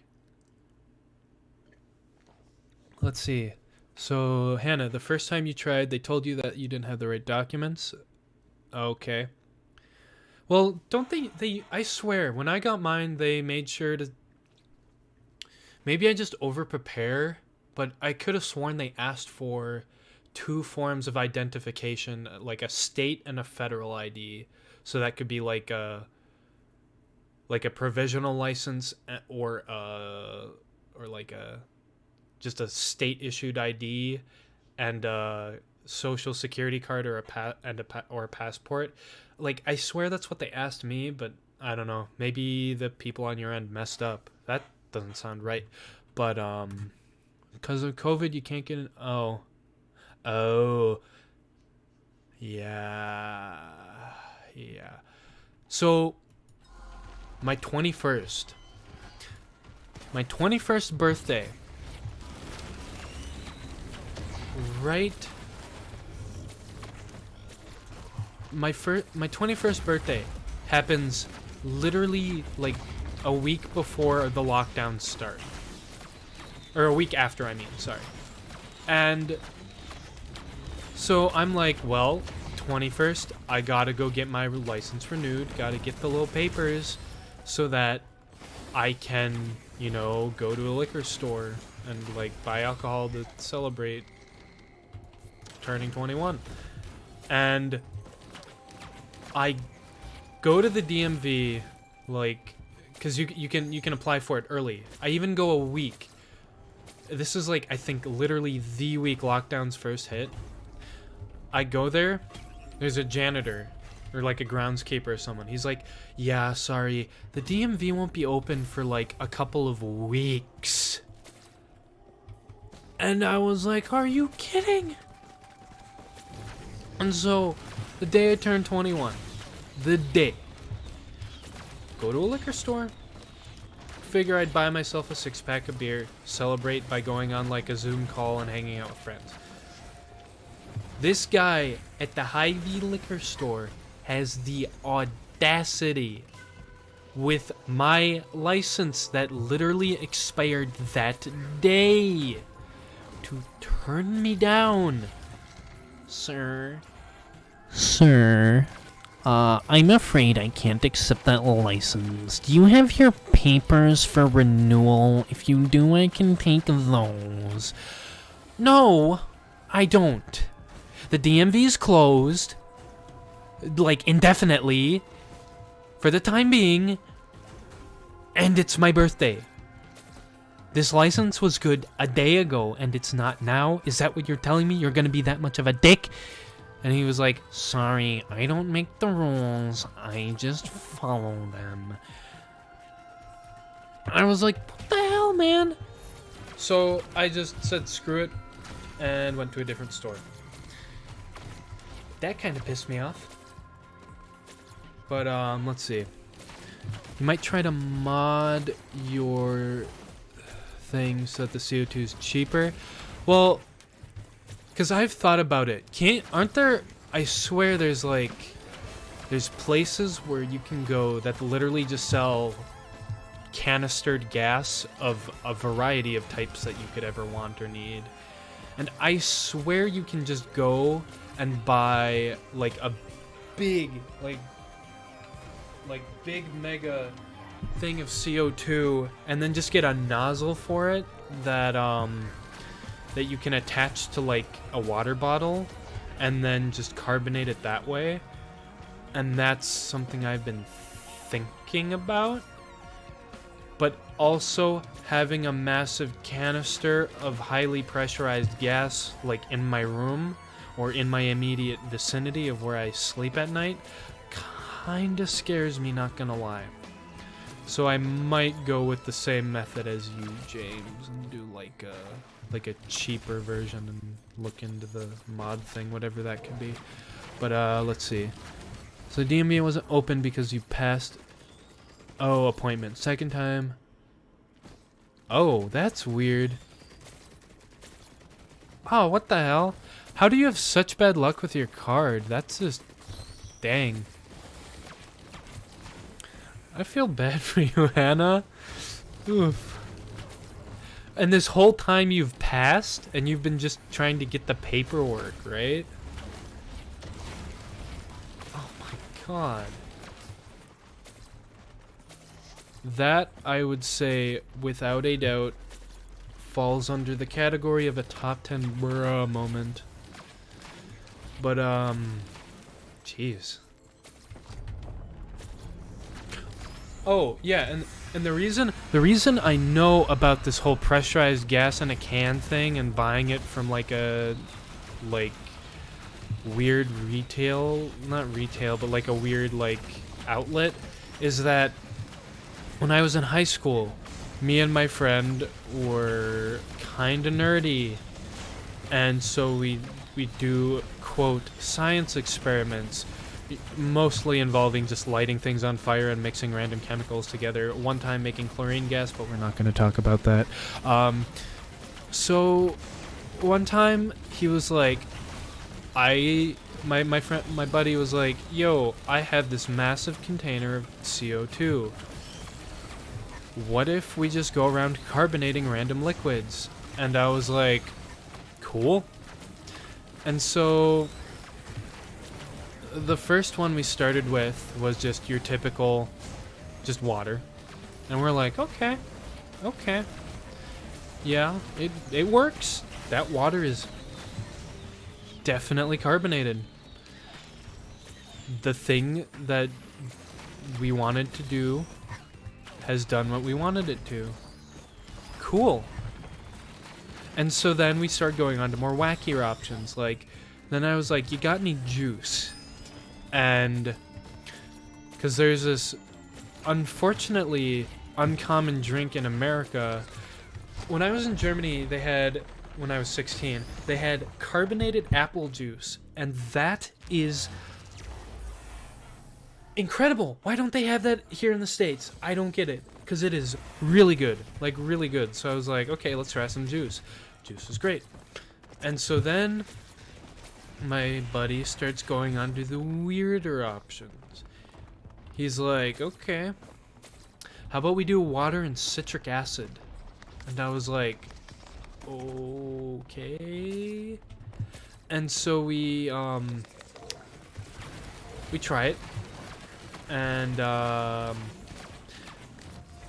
sour, just a little bit, real sour actually. But and then, so at this point, right, you're getting ballsy, right? We're getting super ballsy. We're like, okay, we got water, we got sweet water, we got sour water that hurts your face. Let's try some of the more heinous options out there. And so this is the point where you start to ask yourself, what would truly be an unpleasant experience carbonated? And really, there's not a lot of options that would immediately come to mind. Like, you would probably think like, oh, I don't know, like maybe tea or like coffee, some other like just normal beverage, like another juice maybe. But no.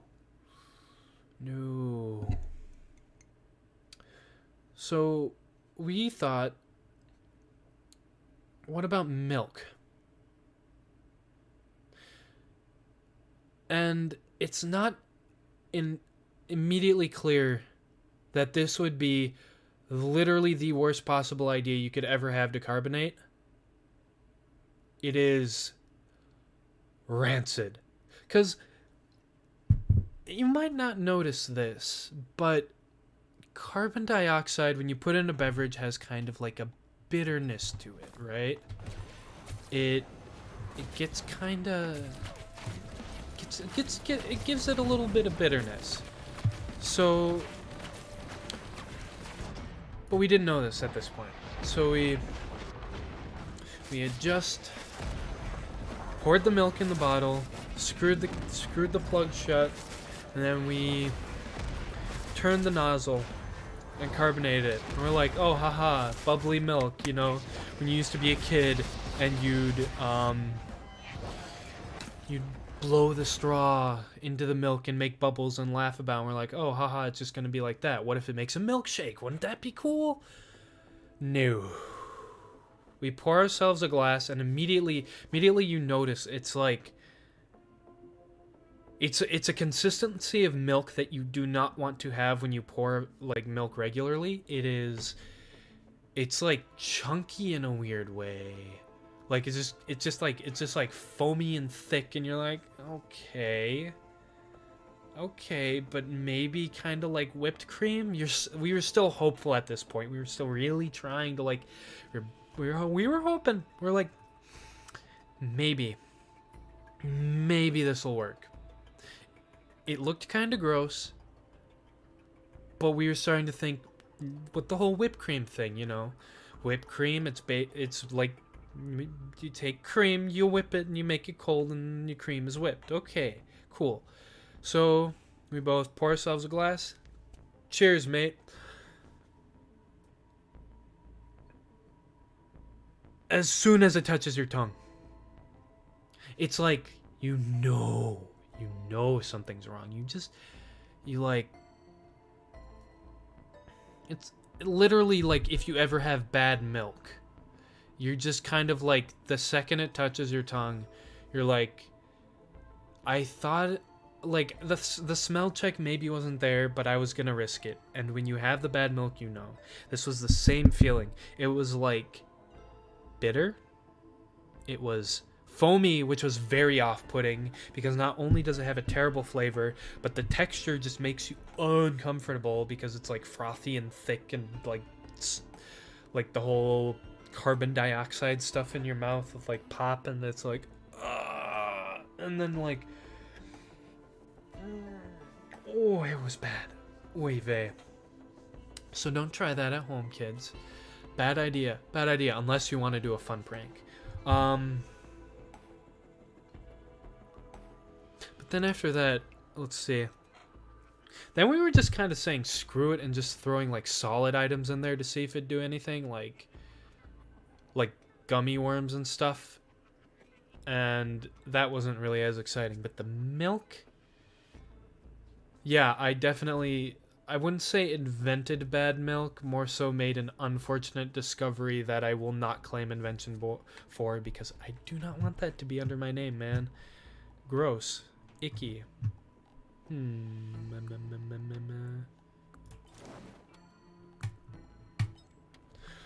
Yeah. But so, let me reread chat for a sec here. So, Logan and all your classmates said maybe you just shouldn't drive. I mean, sometimes maybe the world just telling you something. Hannah, maybe. I DK do. Let's see. All this talk of water's making you thirsty. Water shots. Hell yeah. Tea shots for me. Chemistry teacher was throwing up an example of a certain chemical reaction, and it's like, yeah, that's a bomb. Happens more often than you think. And sometimes it happens intentionally. Sometimes the teacher just like, yeah, screw it, we're gonna show you how to make a bomb. I had a teacher like that in high school, my chemistry teacher. He was a little bit wacky, a little bit wild. We had a day called Explosion Day where he would, every year, he'd have to call the cops to let them know, hey, all those noises that you're going to hear today that are going to sound like gunshots repeatedly throughout the whole day, they're not gunshots. The kids are safe. I know the sounds are coming from the school, but there's nothing to be worried about. So, yeah, it was a little wild. But so, Hannah, carbonated pee.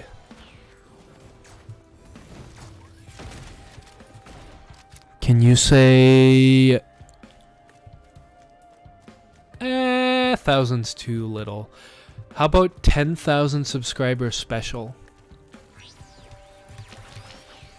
10,000 subscriber special, and we will do the unthinkable.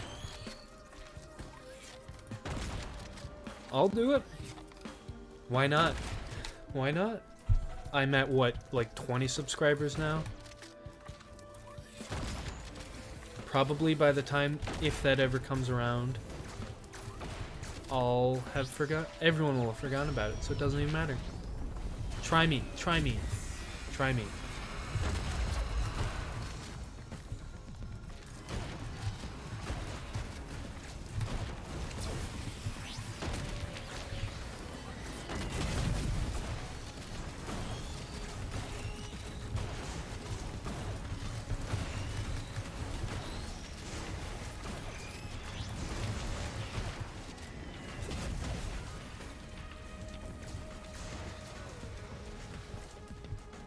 Somebody record this.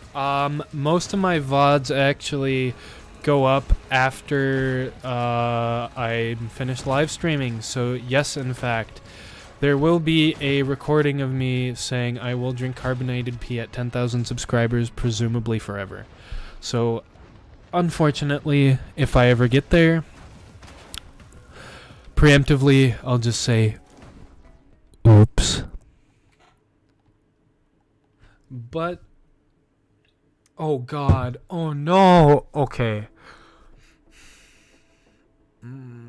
That's gonna be awkward. That's gonna be real awkward, actually. Because I've been trying to work a lot on, what I want to do with the channel. And so I've been having all these ideas recently.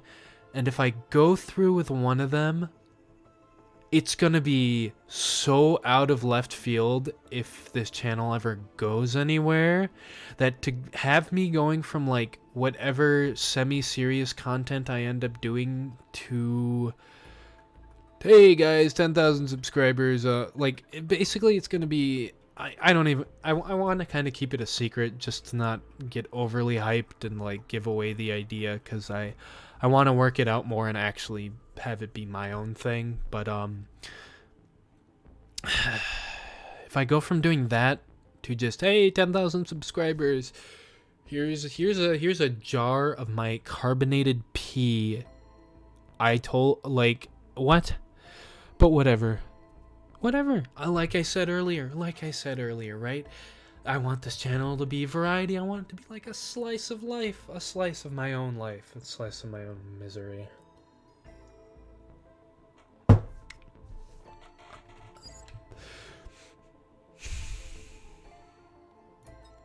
It kind of makes me think if I want to actually... No, I'm not going to quit. No, I'm not going to quit. I'm not going to quit even if it means having to drink my own pee. No. I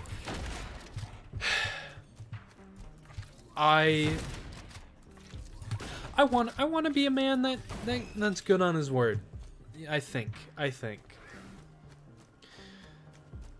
I'll dread that day. Whatever, let's not think about it. Okay, wait, on Twitch, wouldn't that be against TOS? When you get like permabanned? I suppose if the people watching like was in on it, like if they were all in on it but didn't know, so but didn't say, right? Then I would do it. If we didn't specifically tell anyone what was going on, but the viewers that knew, then maybe. Wait, what do you mean no? Drinking your own pee is not against TOS? How? I can't show my feet on Twitch, but I can drink my urine. Twitch has some weird priorities. OnlyFans. Now, you see, that seems kind of cock-blocky, I guess, for me to like make this promise, but then to deliver on it behind a paywall. Like I feel like the spectacle has to be worth it, you know, and for everyone to be able to witness, not just some, oh, haha, pay me money for my misery, right? No. If I'm suffering for some dumb thing I said, it's gonna have to be public. So, Oh my god, oh my god, there's a lot of little creatures. Please, man, please! I want to leave! Oh, that's the bad, that's the bad, that's the bad. We run from those. Oh, we do. Orbital bombardment, Pog!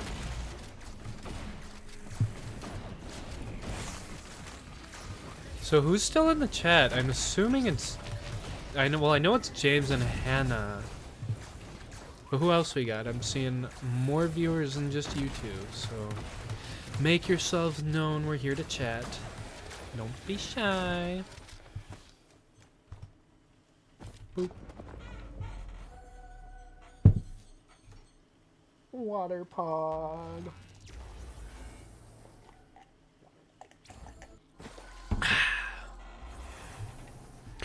Yeah, you're right. Human Vomit and Hair Cake was on here. Yeah, but they also got taken down, didn't they? I'm pretty sure most of the Filthy Frank Cake vids aren't around anymore, disappointingly. Because those were probably on my, like, top 20 easily of favorite YouTube videos. I think Human Cake definitely makes top 10, though, of all time. Just because it was so iconic, right? You got all the YouTubers coming together, donating their bodily... Oh, wait, yeah, Human Cake had piss in it. What am I talking about? Well... If Bear Grylls can do it, I can do it, right? Right.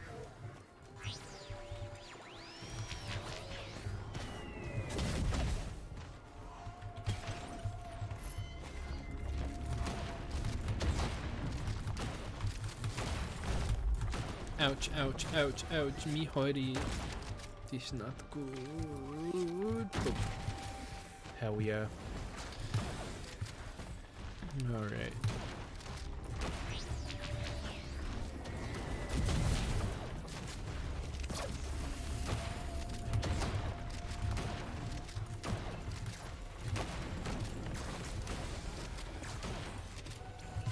Joey Salad's, yeah, that's right. It was Joey Salad's pee. The salad man himself.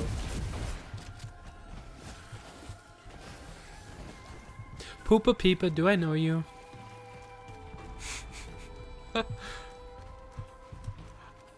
That just sounds like a username that one of my friends would have.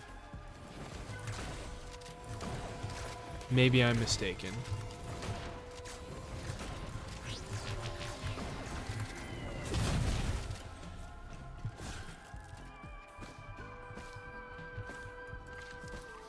Pew. Pew.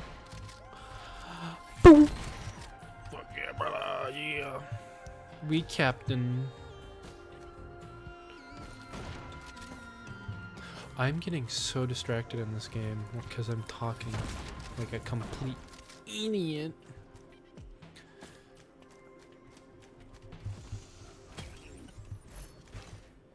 Yo, we got that monster energy. No, okay. So I don't know you, Poopa Peepa. Well, good to have you here regardless.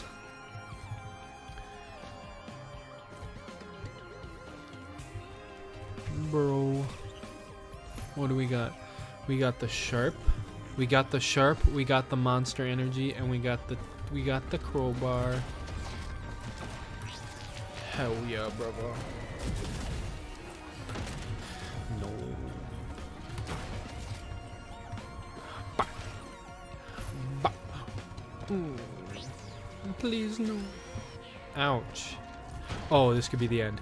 This could be the end. Please no. Oh, oh, oh, the clutch. Oh. I'm gaming. Get the fuck out of here. Get the fuck out of here. Wax quail. Bird. Bird make me jump. Me likey. Hi.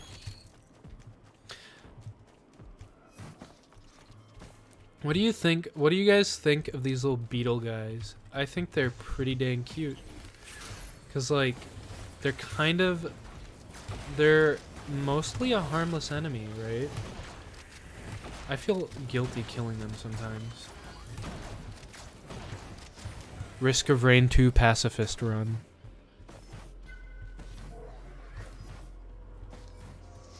Okay. I know what I must do, but I don't know if I have the strength to do it.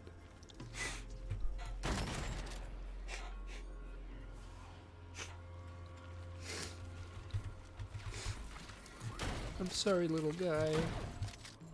You flamehead motherfuckers, on the other hand. Bye! Hello? Hello? Hello? I apologize. Oh, I'm so sorry. I'm so sorry. Okay, okay, okay, okay, okay, okay, okay, okay, okay, okay, okay, okay, okay. Yeah, yeah. How about we don't surround me and don't attack? I'm honestly feeling so attacked right now. Poor rock bug. I know, the little beetle guy. Oh, gross. Oh, gross. Big squishies, big squishies. You know what we do to big squishies? We say, screw off. Bow. Ouch, ouch.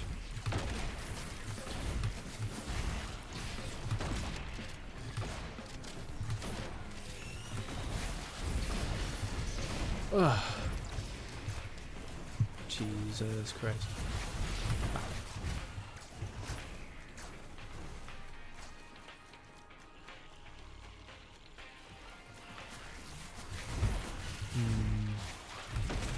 Thinking. Using brain. Using brain while playing game is a lot harder than what I'm used to.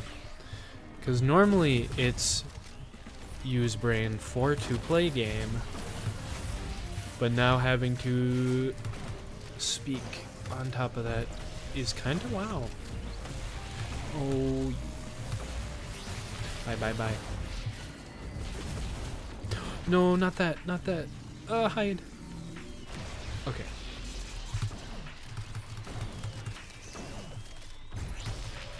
Bye.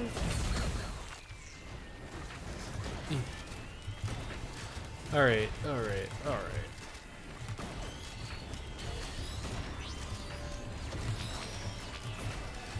What can I tell a story about?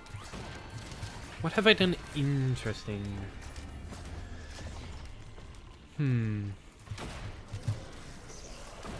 Oh. How about, so, a year and a half ago, the family took a trip out to the West Coast. We went from Vancouver all the way down to California, to the Redwoods. And so I, not being quite 21 years old at the time, was absolutely excited to go to Vancouver, where the drinking and weed age was 18. My parents, on the other hand, my mom, no likey the fact that me drinky. So, or especially hates weed. So, one night, the first night, my older sister and I were like, let's celebrate. You know, you're on Vancouver, should have a night on the town. So, she got some weed, and we go hang out at a bar, go have a couple cocktails, have a grand old time. Then on the way back, she's like, I'm gonna light up, feel free to join. And so, at this point, I think I'd only ever smoked like, I don't know, twice before. or something ridiculous like that. Relax, relax. It was in legal states, by the way. Sorry, federal government, you can't have me on this one. But, so, yeah, so I am a lightweight, by all means. And so, I get so high that, like, I'm struggling to make it back to the Airbnb. And it's only, like, 11 at night, so my parents are probably still awake. And, yeah. Basically, I went from having fun in a bar to being almost on the ground for like a mile and a half on the way home. And that was my first day of the vacation, so you can assume the rest of it went just as well. And oh my god, it did. I think it was the third night we were in Vancouver. Oh, are you kidding me? Get up there. But I think it was the third night. Same situation. Me, my sister and I, wee woo fades in the distance, dejected because of one. Sad. But yeah, so on the third night, see, the first time I got high with my sister in Vancouver, it was broad daylight, which is like, okay, or not broad, oh my god, no, it was at night. So it's like, okay, you know, it's nighttime. Nighttime is generally when you can be degenerate and no one really cares. So it was less nerve-wracking. The second time, however, we were basically, it was kind of like a parents split apart. Well, oh god, not like that. Parents and kids went their separate ways, right? So my sister and I went wandering around the city, and my dad and my mom went doing their own thing. So again, my sister was like, "Hey, we're in the city of we're in Canada. We're in the city of Vancouver. You can just smoke out, like, just out and about if you want." And that concept is just bizarre to me. But so she's just like, "I'm gonna light up on the park bench. Come with." And I'm like, "Fine, I'll go."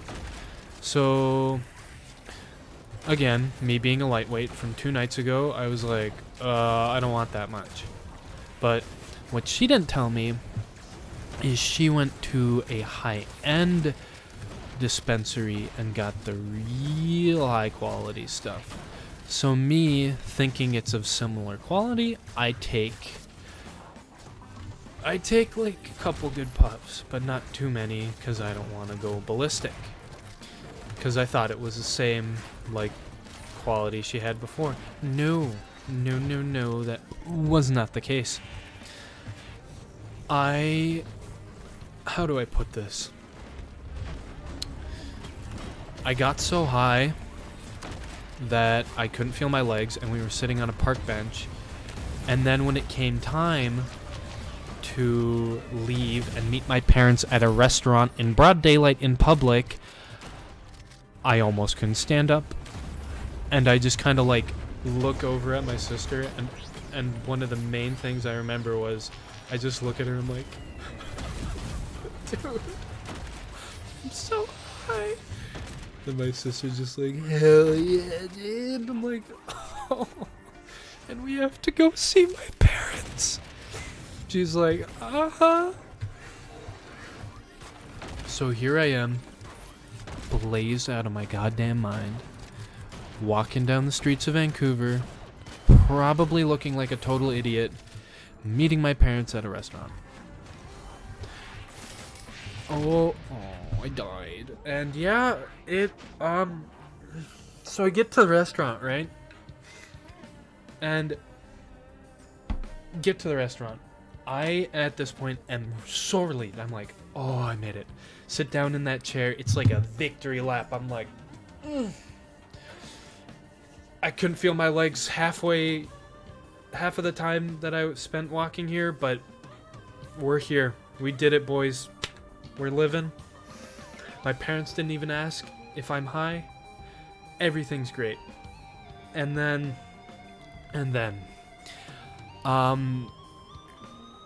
get handed a menu.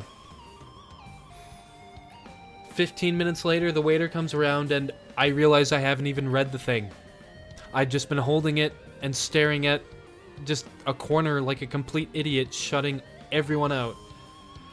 And then I realize my mom's like, Alex, hello? Alex, hey, you gonna get food? And I'm like, huh? Oh yeah, Weed Brain's like, just thinking, And then, so at this point, I'm like, mind's racing. I'm like, Jesus Christ.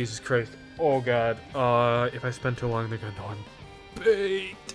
So I just kind of Hail Mary it. At this point, I'm just like, we're just gonna gamble. I'm just like, I'm kind of picky at restaurants. Like, I don't usually like a lot of sauces and stuff on my stuff.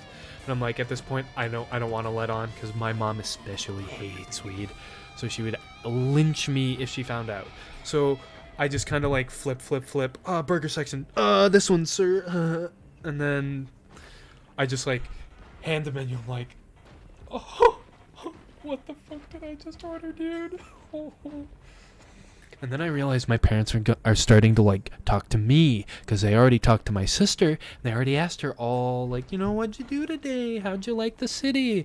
And now they're starting to ask me, and I have to remember things. I have to like come up with conversation and new. And this is where the story could take a turn. I could either just sit there and giggle like a complete idiot, or autopilot could take over and I could like pull off the con of a lifetime and hold a conversation while I barely know what the hell is even going on. And unfortunately for the story, because it would have made a better story, autopilot takes over.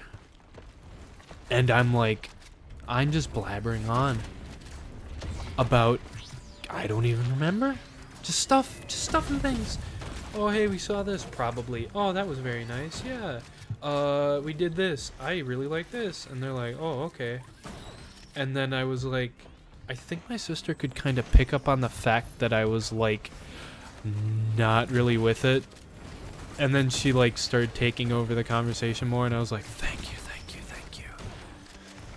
But the walk home back to the Airbnb when people weren't really paying attention, well, like my family wasn't really paying attention, that was fun.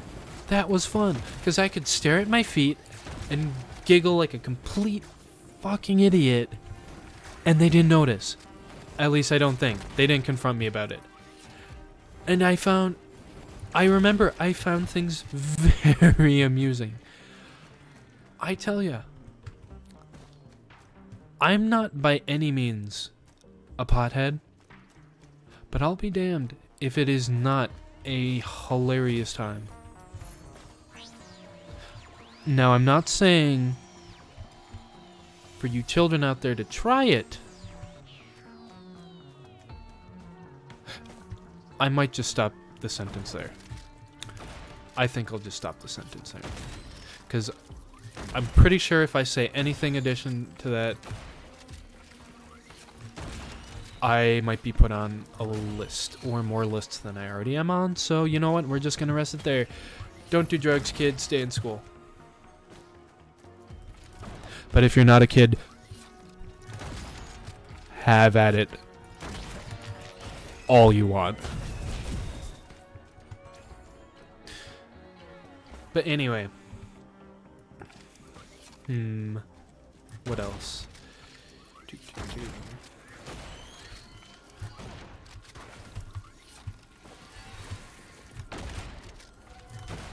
My friend Hannah can back me up here. There was one time while I was still in college where I blacked out at a party, and I can't really fill in all the details because I've forgotten most of it, but I do remember for some reason I was really attached to a misplaced water bottle. And I think the gist of it is I saw someone leave the party without it, and I was just so concerned that they weren't gonna have it, that I was going to bring it home or something. And yeah, that was a time. That was a time. And then that same night, I was talking to one of my other friends from high school who lived like 70 miles away. And so he hit me up earlier that day. He's like, "What are you doing tonight?" And at some late point in the night or something, I had just started talking to him, getting back to him, and I was basically like, "Oh, I'm at this house party down at my college town." And just on a whim, just because I was like, haha, he won't actually, I was like, haha, you should come maybe. It could be fun. Completely not expecting him to do it, and then he did. And by the time he gets down, I was just blasted. And yeah, I feel bad for him for that. Because I'm sure I had a much better time than he did. God. College was a wild time. And I know just an hour ago I was talking about how I'm bettering myself, but sometimes we gotta party. Sometimes we party hardy, and we just happens to the best of us. And thank you, Hannah. You are definitely on my best friends list too. No, I am not a simp, because for all of you who don't know, I actually know Hannah in real life. Great friend from college. So she's one of my most loyal fans.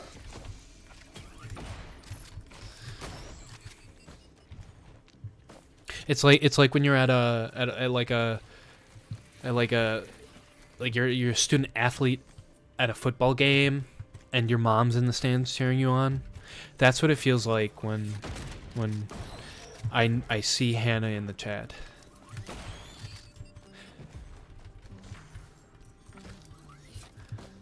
Crazy to think that 20% of my current views, to my knowledge, are people I know. Kind of epic. Ugh. But hopefully, I can be entertaining enough for those of you who don't know me. But I digress. Pew, pew, pew. We were at the party. I disappeared, then returned with a water bottle. Yes, I asked where I went to a toilet. Oh my god. That's right. Oh no.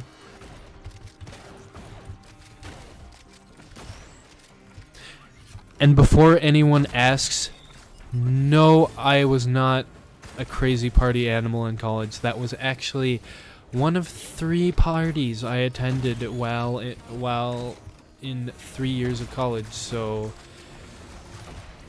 I didn't get out much, but when I did, I made up for it, I think, so.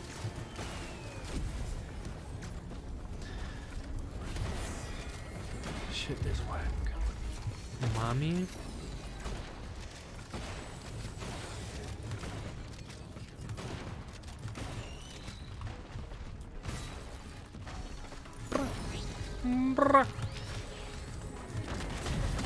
Yeah. Fuck. Bye bye. Oh shit. Oh shit. Who would win? Massive stone giant laser beam or rock? You fell in love with the bottle though.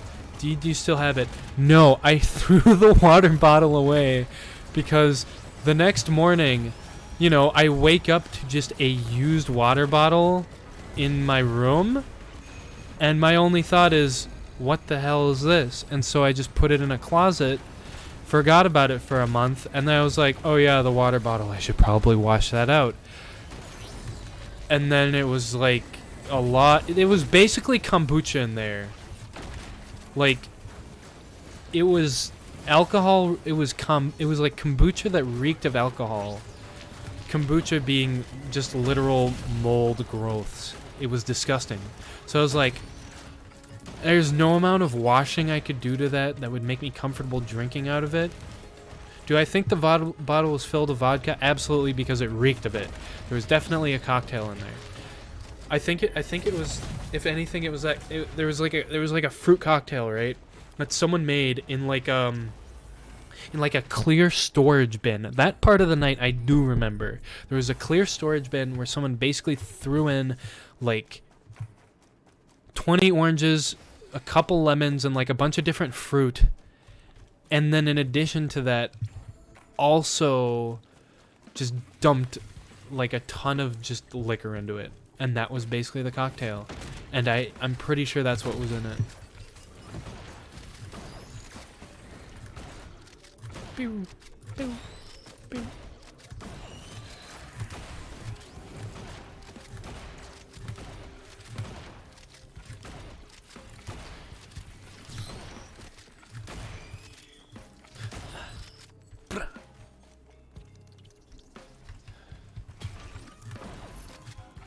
I still can't believe I went to a whole other house and partied. I don't even remember that.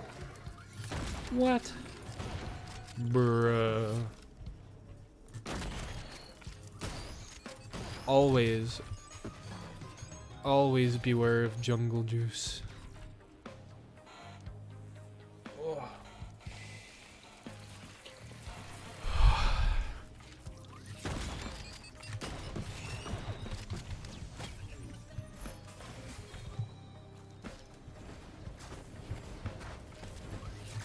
Man.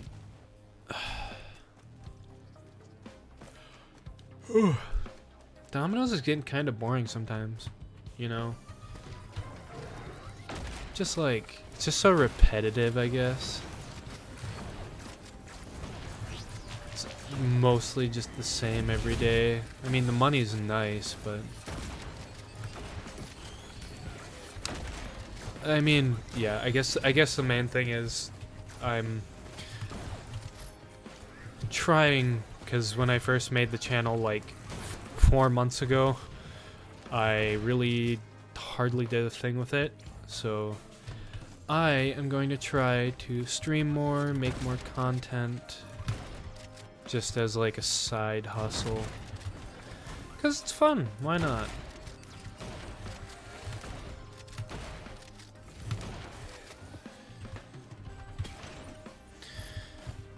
And then if I can eventually get to a point where I'm making a more significant amount of money, it will, I don't know, I'll be able to do it more. Maybe eventually get off the dominoes and really make something here. But it's just wishful thinking at this point. And I'm not gonna go anywhere unless I really bust my ass off working for it, so we'll see what happens in the coming weeks. See what happens. Alright. Bah. Sorry. Ouch. Bye. Bye-bye. It's been a nice little night here, you know.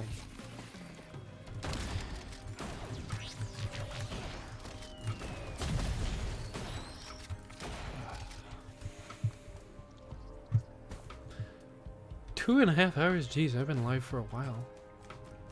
My lord. Alright. This run, last run. We're gonna try to beat it. We're gonna go sicko mode here for a minute, alright? Bye. Die. See ya. Here we go. Here we go. No.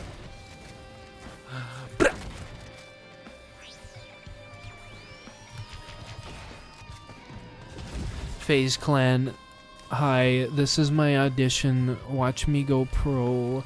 Blah, blah. Skra. Ooh. Ooh. Ooh. Blah, blah, blah, blah. Blah,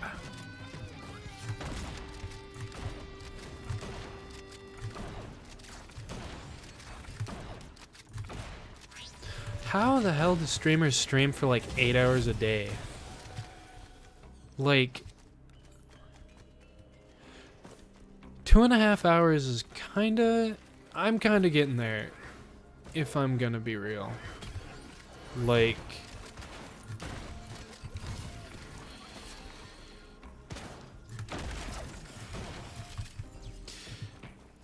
Yeah. Alright. What would be my phase name? I still feel like my regular YouTube name, Contraband, would be cool enough. And it's got the number in the name, which helps with the whole MLG vibe. Enough to where I think it could be feasible. Or I could go completely balls to the wall and be like XXX stupid retard monkey man 6'9", something dumb like that. No, no, no. It's not the run. It's not the run. What would be my phase name? Don't I remember the Terraria stream? What about the Terraria stream? Phase Contraband. Yeah. What about Terraria? I just know I streamed for very, very long, and it came to a point where I just kind of left the stream going, and I was just shit posting with my friends. Ugh.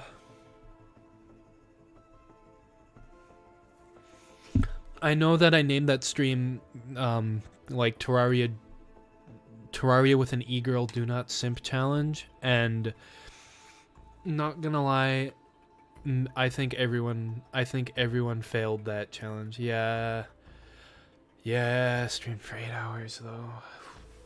I'm not gonna lie, I was exhausted. I think the main thing was it helped having friends in a chat call, because at that point it's just like you're spitballing ideas with friends. You don't have to rely mostly on whatever pops into your head, especially when I am a very, very small streamer and I have 4 viewers currently, where, well, that, and I hate to admit it, but my Wi-Fi is absolute crap. So I'm pretty sure the stream is delayed, and maybe you guys at home can tell by quite a bit of time.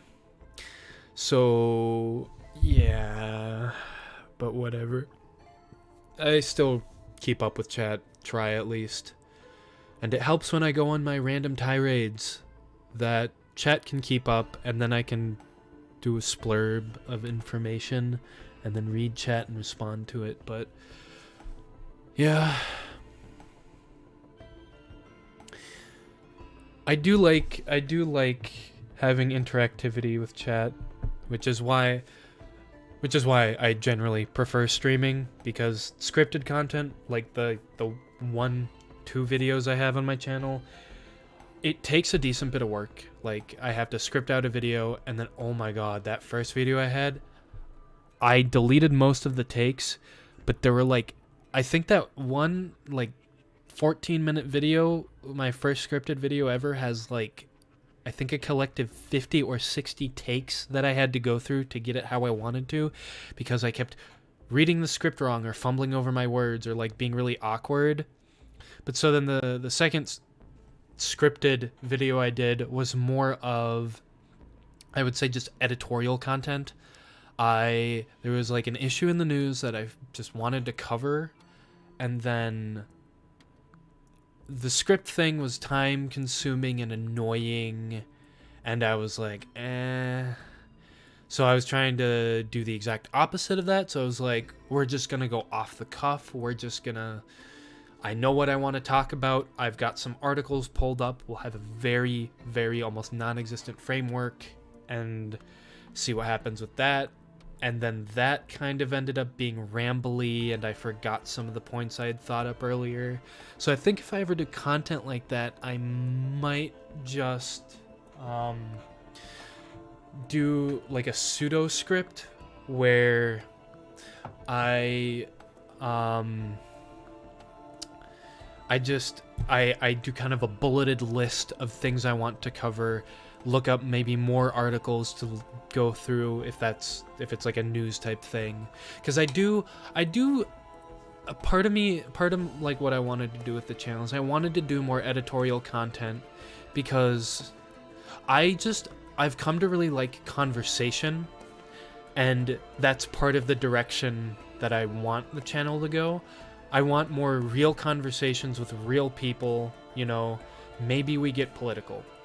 Because I do think it's important, especially in today's like divisive climate, to open up these issues and not be so like, I'm gonna score points on you.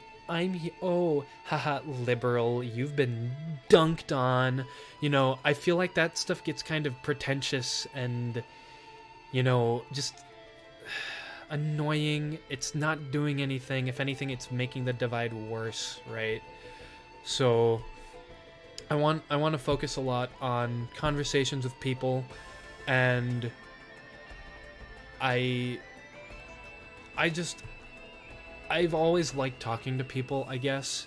I like discussing ideas and just random thoughts and coming to conclusions I didn't think I would, or bringing to light information that other people didn't know. I think that's fun. I just do. And if I can... The main thing is, if I can find a format that works well, that people want to watch, then that's exactly what I'm looking for, essentially. But I still gotta test around for that. And I'm not sure if I really want to do a podcast per se, like a traditional sit down and like do all that, because like the market's saturated with that, right? Like, who needs another random 20-year-old white guy with the podcast? Like, I find podcasts are more interesting when the person has some kind of real world like backgrounds, like someone who's lived a lot. Whereas like if you're just a podcast, like dude, like bro, like here's what I think about this one thing that this one person said. Like, that's fine and good every once in a while. Like, I'll admit I will probably do somewhat editorial content like that, but yeah, it's just kind of, I don't know. I want to find a more creative format that's not just dudes sitting at a table with headphones and microphones, right?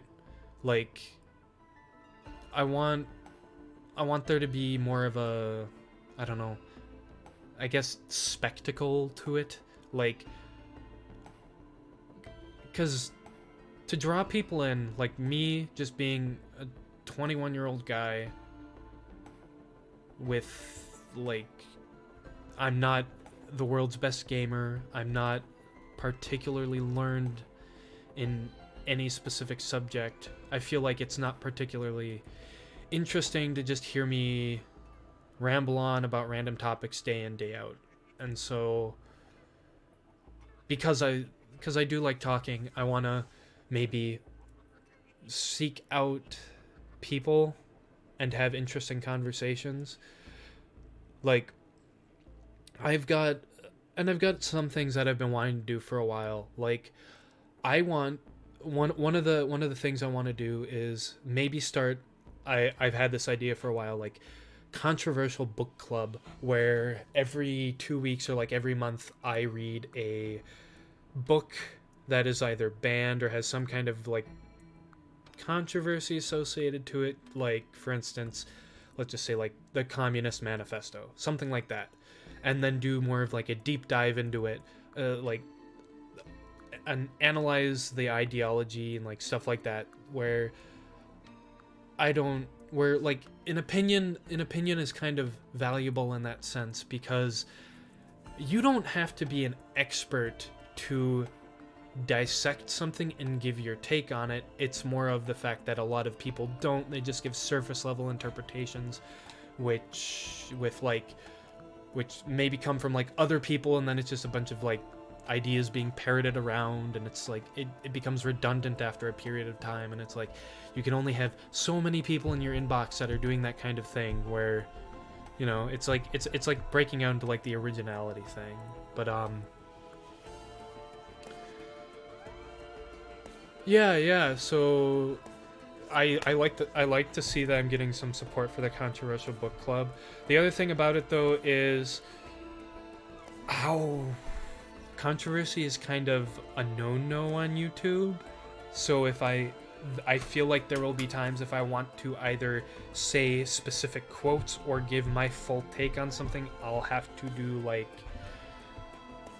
I don't want to like, paywall at this time sounds completely stupid, but like I need another platform, and like I know Patreon, you can send out like just little, you can send out exclusive videos and stuff, but I might get posting on like BitChute or something like that where they have less restrictive policies, or I could even do it as like I don't know, I'll just have to figure that out. But yeah, so I also like the idea of a book club just in general. It might not even be specifically controversial, that might just be a once in a while thing, just because I've always disliked the fact that I kind of stopped reading since early high school frequently, and it's something that's good to get into because there's a lot of information out there and all this stuff. But yeah, so to get back to you, Hannah, you'd like to make a video on the Karen movement. I do feel like that could be kind of interesting because hello, we have another James in chat, James Thompson. James Thompson, I don't know if you've been here the whole time, but at this point, stream just kind of winding down. I'm just discussing channel ideas for the most part, and I'll probably be hopping off in a couple minutes, but I'm trying to stream more recently and more often, so hopefully I can get more consistent, you know, make this a more often. I mean, I'm already 2 days in a row, so that's something, right? Yeah, we'll get going. Cause let's see, weekend tomorrow, that's another stream opportunity because I don't work weekend, and then the weekend itself is more of an opportunity because I've got a little bit going on, but I could probably squeeze in another stream. But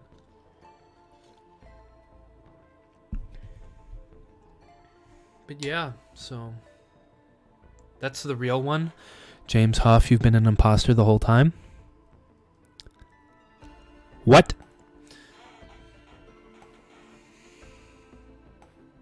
What?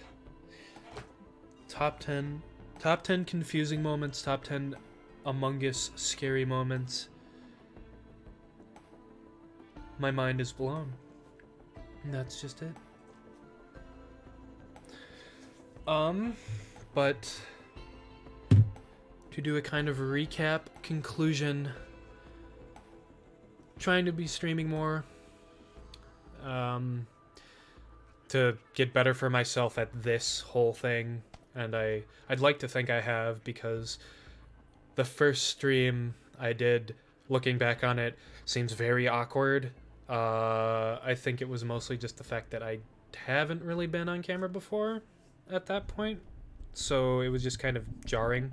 But so I'll stream more, try to get better at it. I'll be looking more into spreading out more scripted, like specific content, more reliable schedule. I might do, just because like I want this to be more of a like variety channel where like I can just showcase my own interests, or have a chill night like this where we just talk and like passively play video games in the background.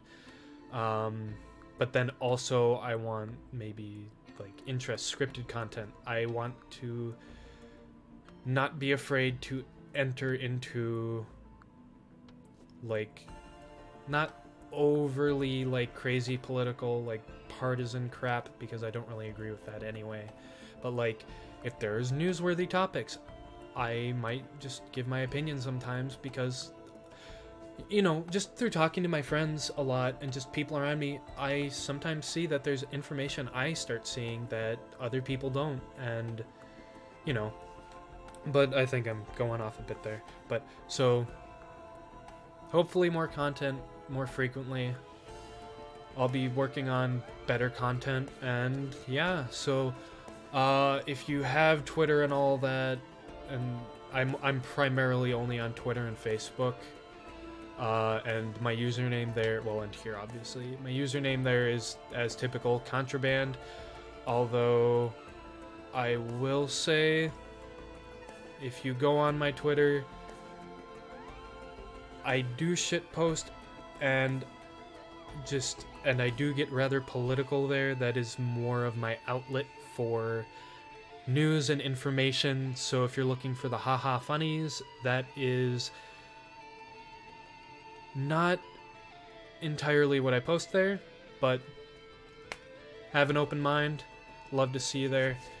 Don't read into it too much, because again, retweets aren't endorsements. Sometimes it's just something I would like for people to see. But yeah, great hanging out tonight. Love hanging out with you guys. It's been honestly really fun, and I keep coming back for a reason. So this is me signing off for tonight.